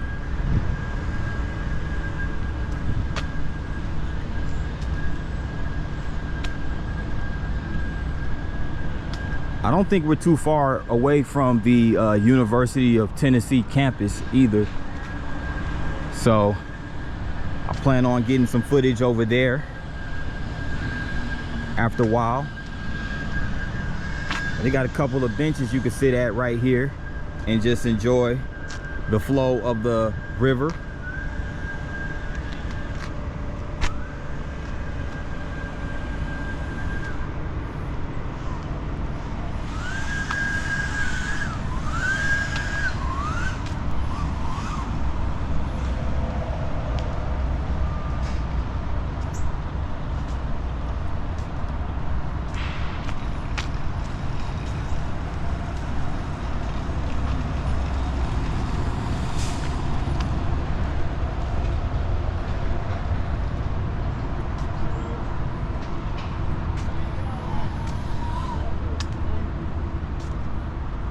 But this concludes the Knoxville landing portion of the video, as well as downtown Knoxville.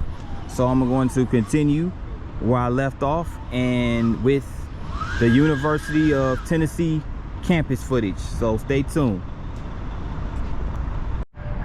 But wait, there's more. As the Taste of Calhoun's of Tennessee right here on the riverfront. And this sculpture, or this structure right here rather, is the building that's right here in front of the volunteer landing.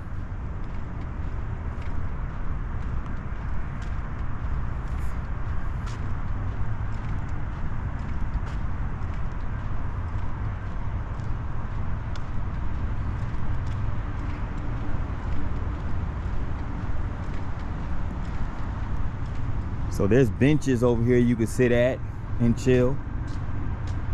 And also this functions kind of like as a jogging trail. Well, it does function as a jogging trail.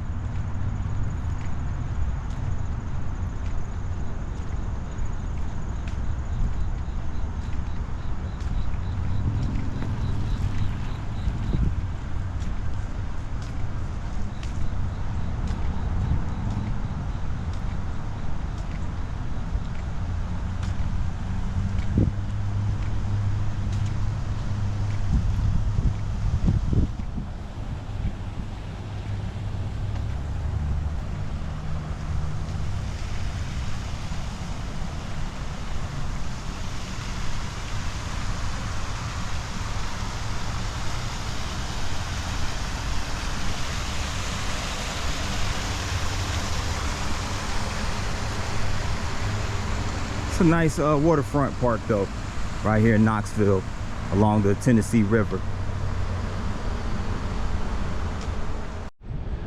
Well, I made it to the campus of University of Tennessee of Knoxville, and right here is the Sienna Engineering Complex.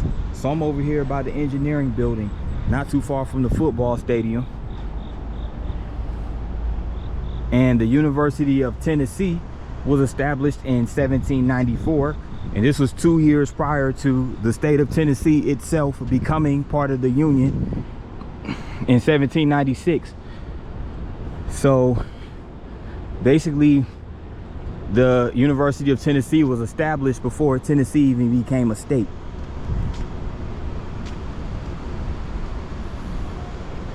But it's a really big campus, as you would imagine, for a school of its magnitude, its notoriety.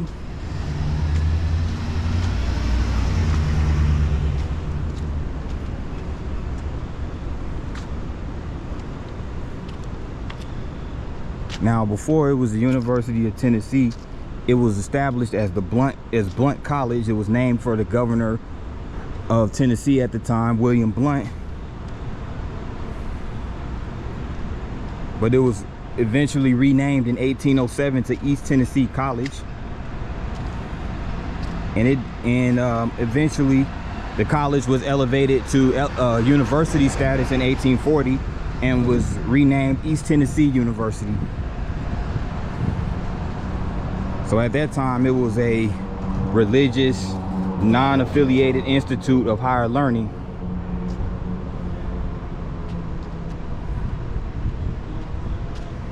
So it wasn't until 1879, towards the end of the 19th century, when it finally became the University of Tennessee. Now, as far as the University of Tennessee's role in the civil rights era, you know, only white students were accepted until 1952, when the first 2 black students were allowed to enroll in a graduate program. Even after educational segregation was ruled unconstitutional by the Supreme Court with the Brown versus Board of Education ruling, the university resisted desegregation. So that was common. Even after the Supreme Court ruling, a lot of these schools still resisted the idea of desegregating their schools and admitting black students.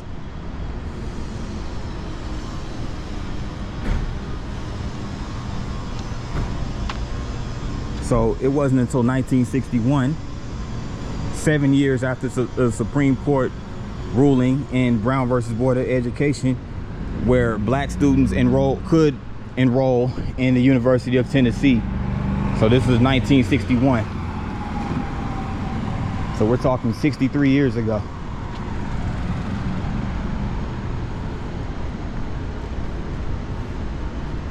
Now today, University of Tennessee is a very prestigious university. A lot of really cool undergraduate and graduate programs. As we just left the engineering center, so they have a good engineering program here.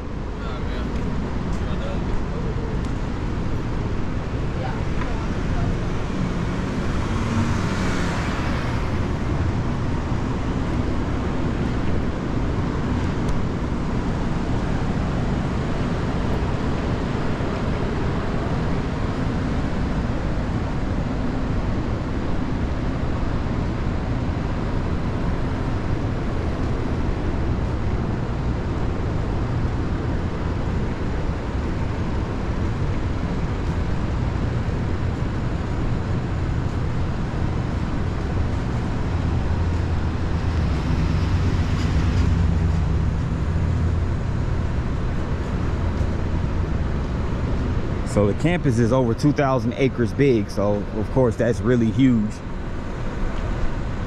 It looks like right there they have a greenhouse, so they have an agricultural program here.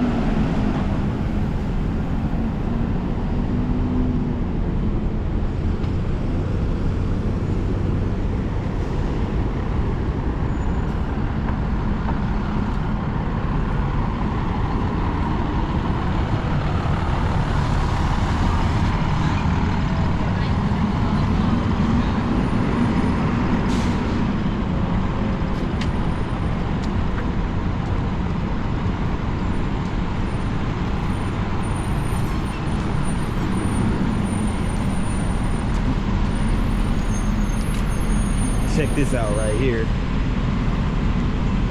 This is a sculpture of Smokey.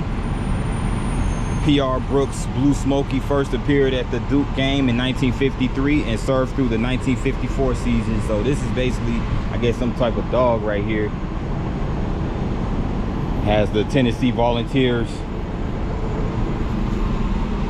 orange on, checkered flag.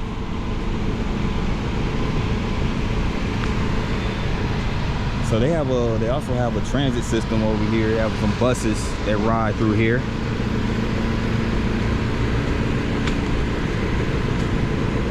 And what they have blocked off over here, they have sculptures of four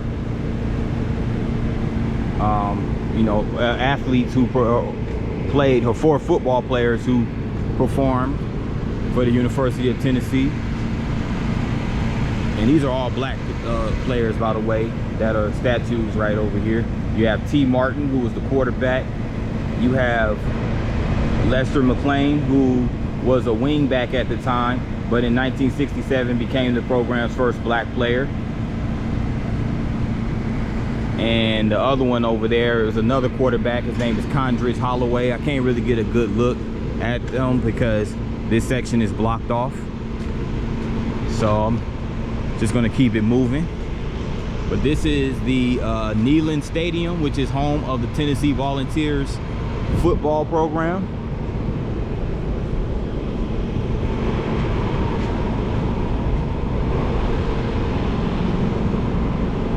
Now, Neyland Stadium was constructed in 1921, and at that time it was called the Shields-Watkins Field. So Neyland Stadium is the 6th largest stadium in the United States as far as seating capacity, and it's the 8th largest stadium in the world and 2nd largest stadium in the SEC. And the stadium is named for Robert Neyland, who served 3 stints as head football coach at the University of Tennessee between 1926 and 1952.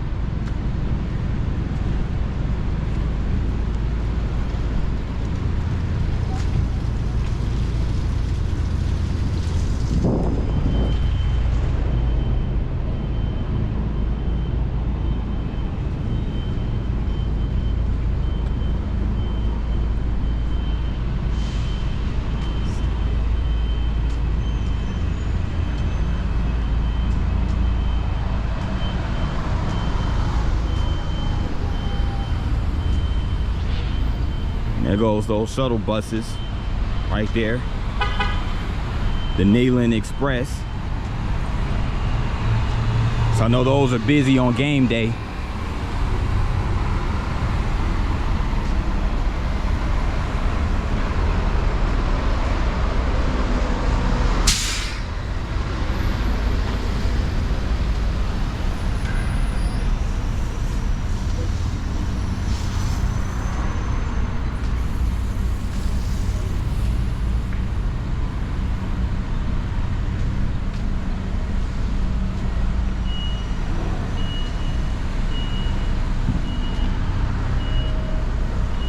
And check this out right here.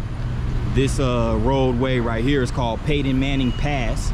So of course this was named after the legendary and quarterback and Tennessee Vols alum Peyton Manning. He was an All-American here at Tennessee. Where's the call?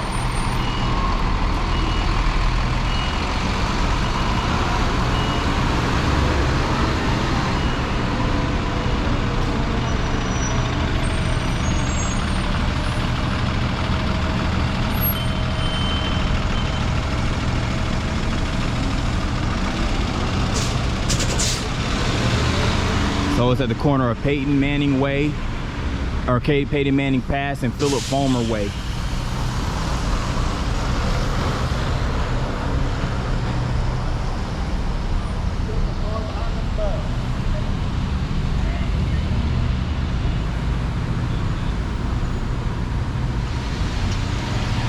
Now Philip Fulmer was a longtime player and head coach for the University of Tennessee.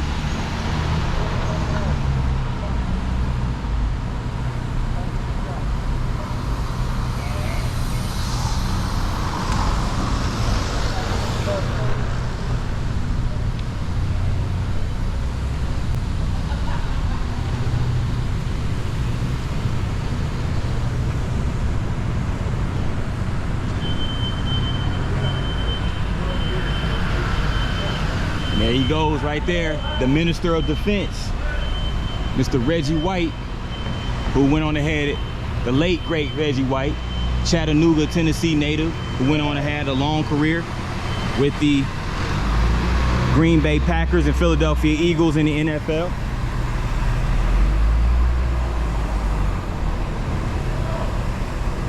And they actually have an official team shop right over here as well.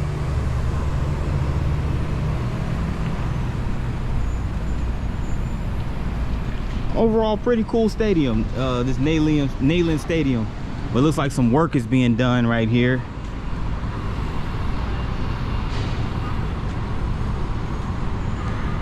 Nothing more than the routine maintenance though.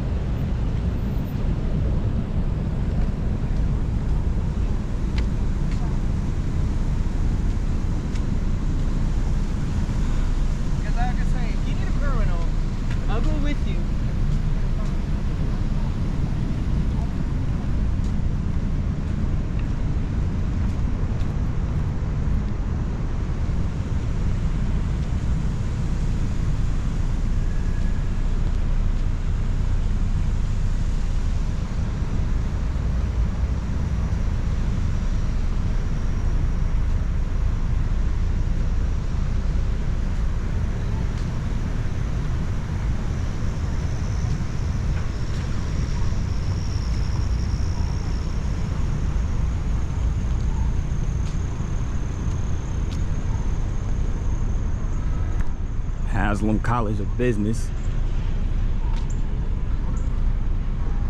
Claxton Complex.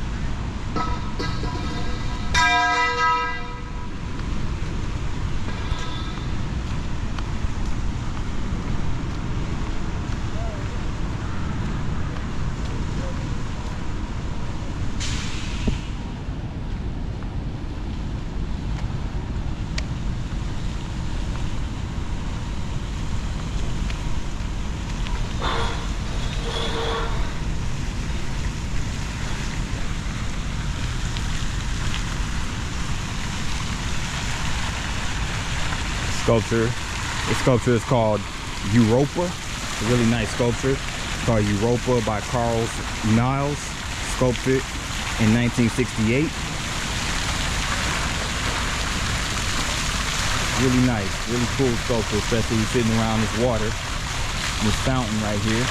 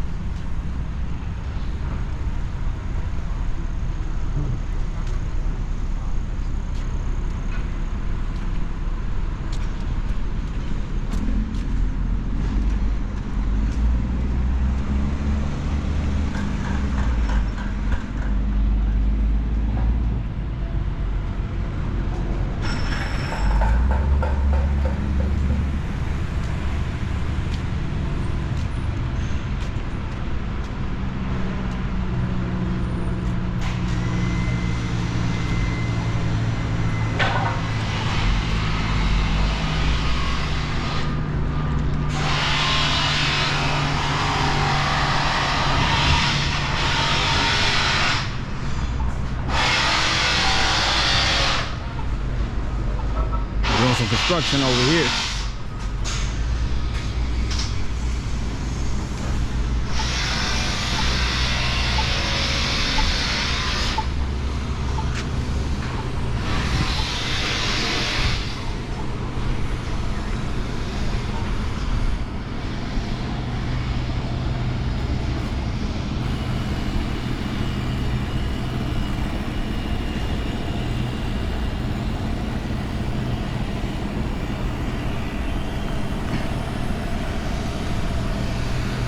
Oh, this is dope right here. Now this is called Vic Davis Plaza.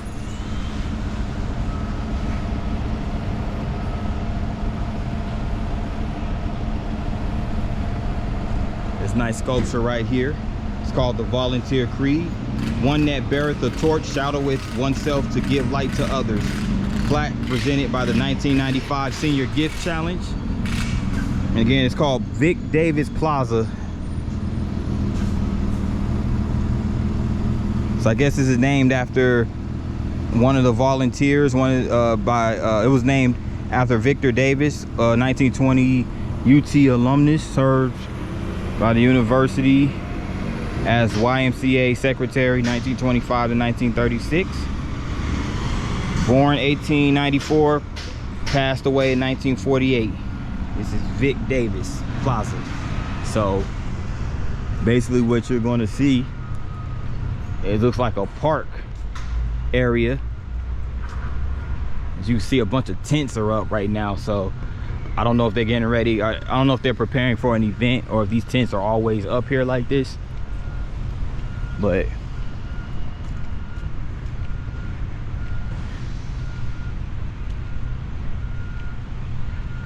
this is Vic Davis Plaza.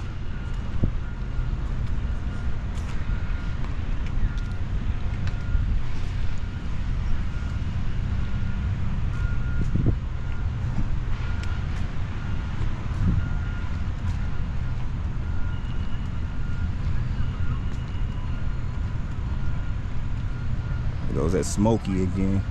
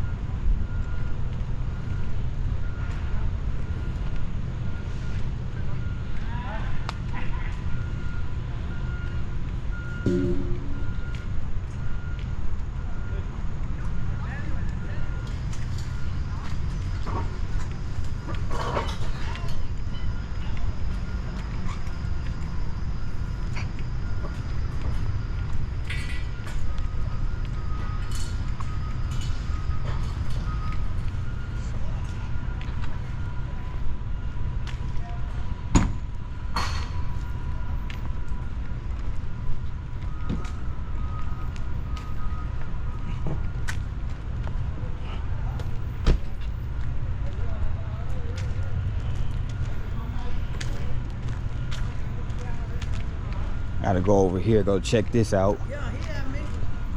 Yeah, he had me doing all floors. And that's hard. That was hard on me.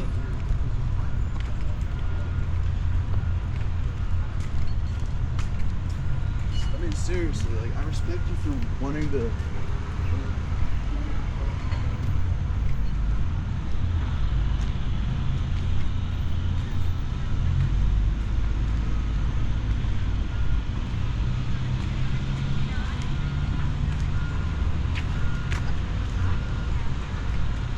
Okay, so they actually have a museum on campus called the Frank McClung Museum of Natural History and Culture.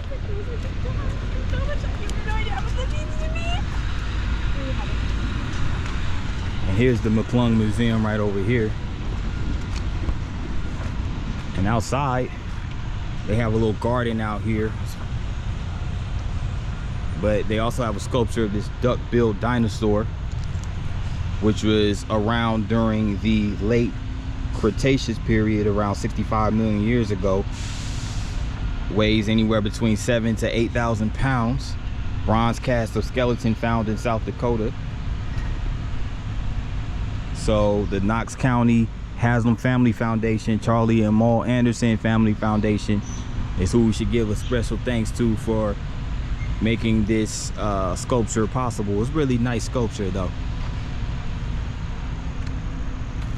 So yeah, that's pretty cool that they have a museum of science and natural history and culture museum right here on campus.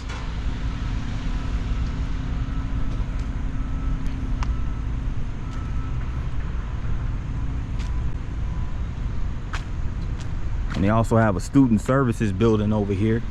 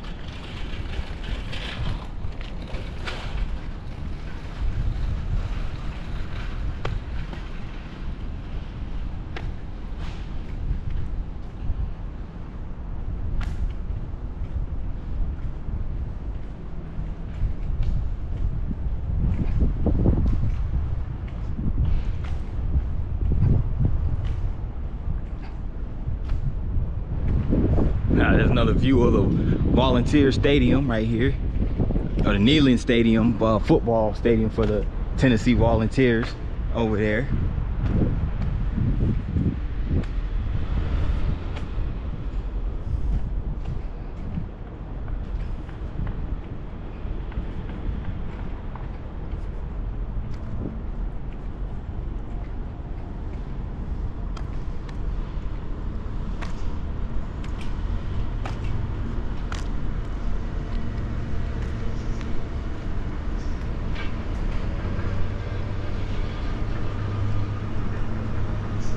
Right here is the Thompson Bowling Arena at Food City Center, right here on the campus of University of Tennessee.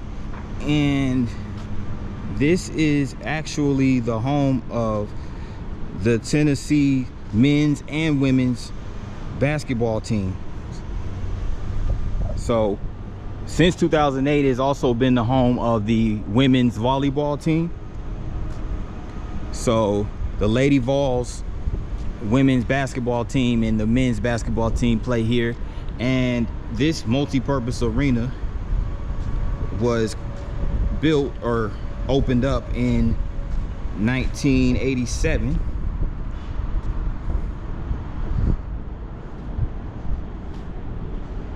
You can see right here, and it's sponsored by Food City Center. It has naming rights.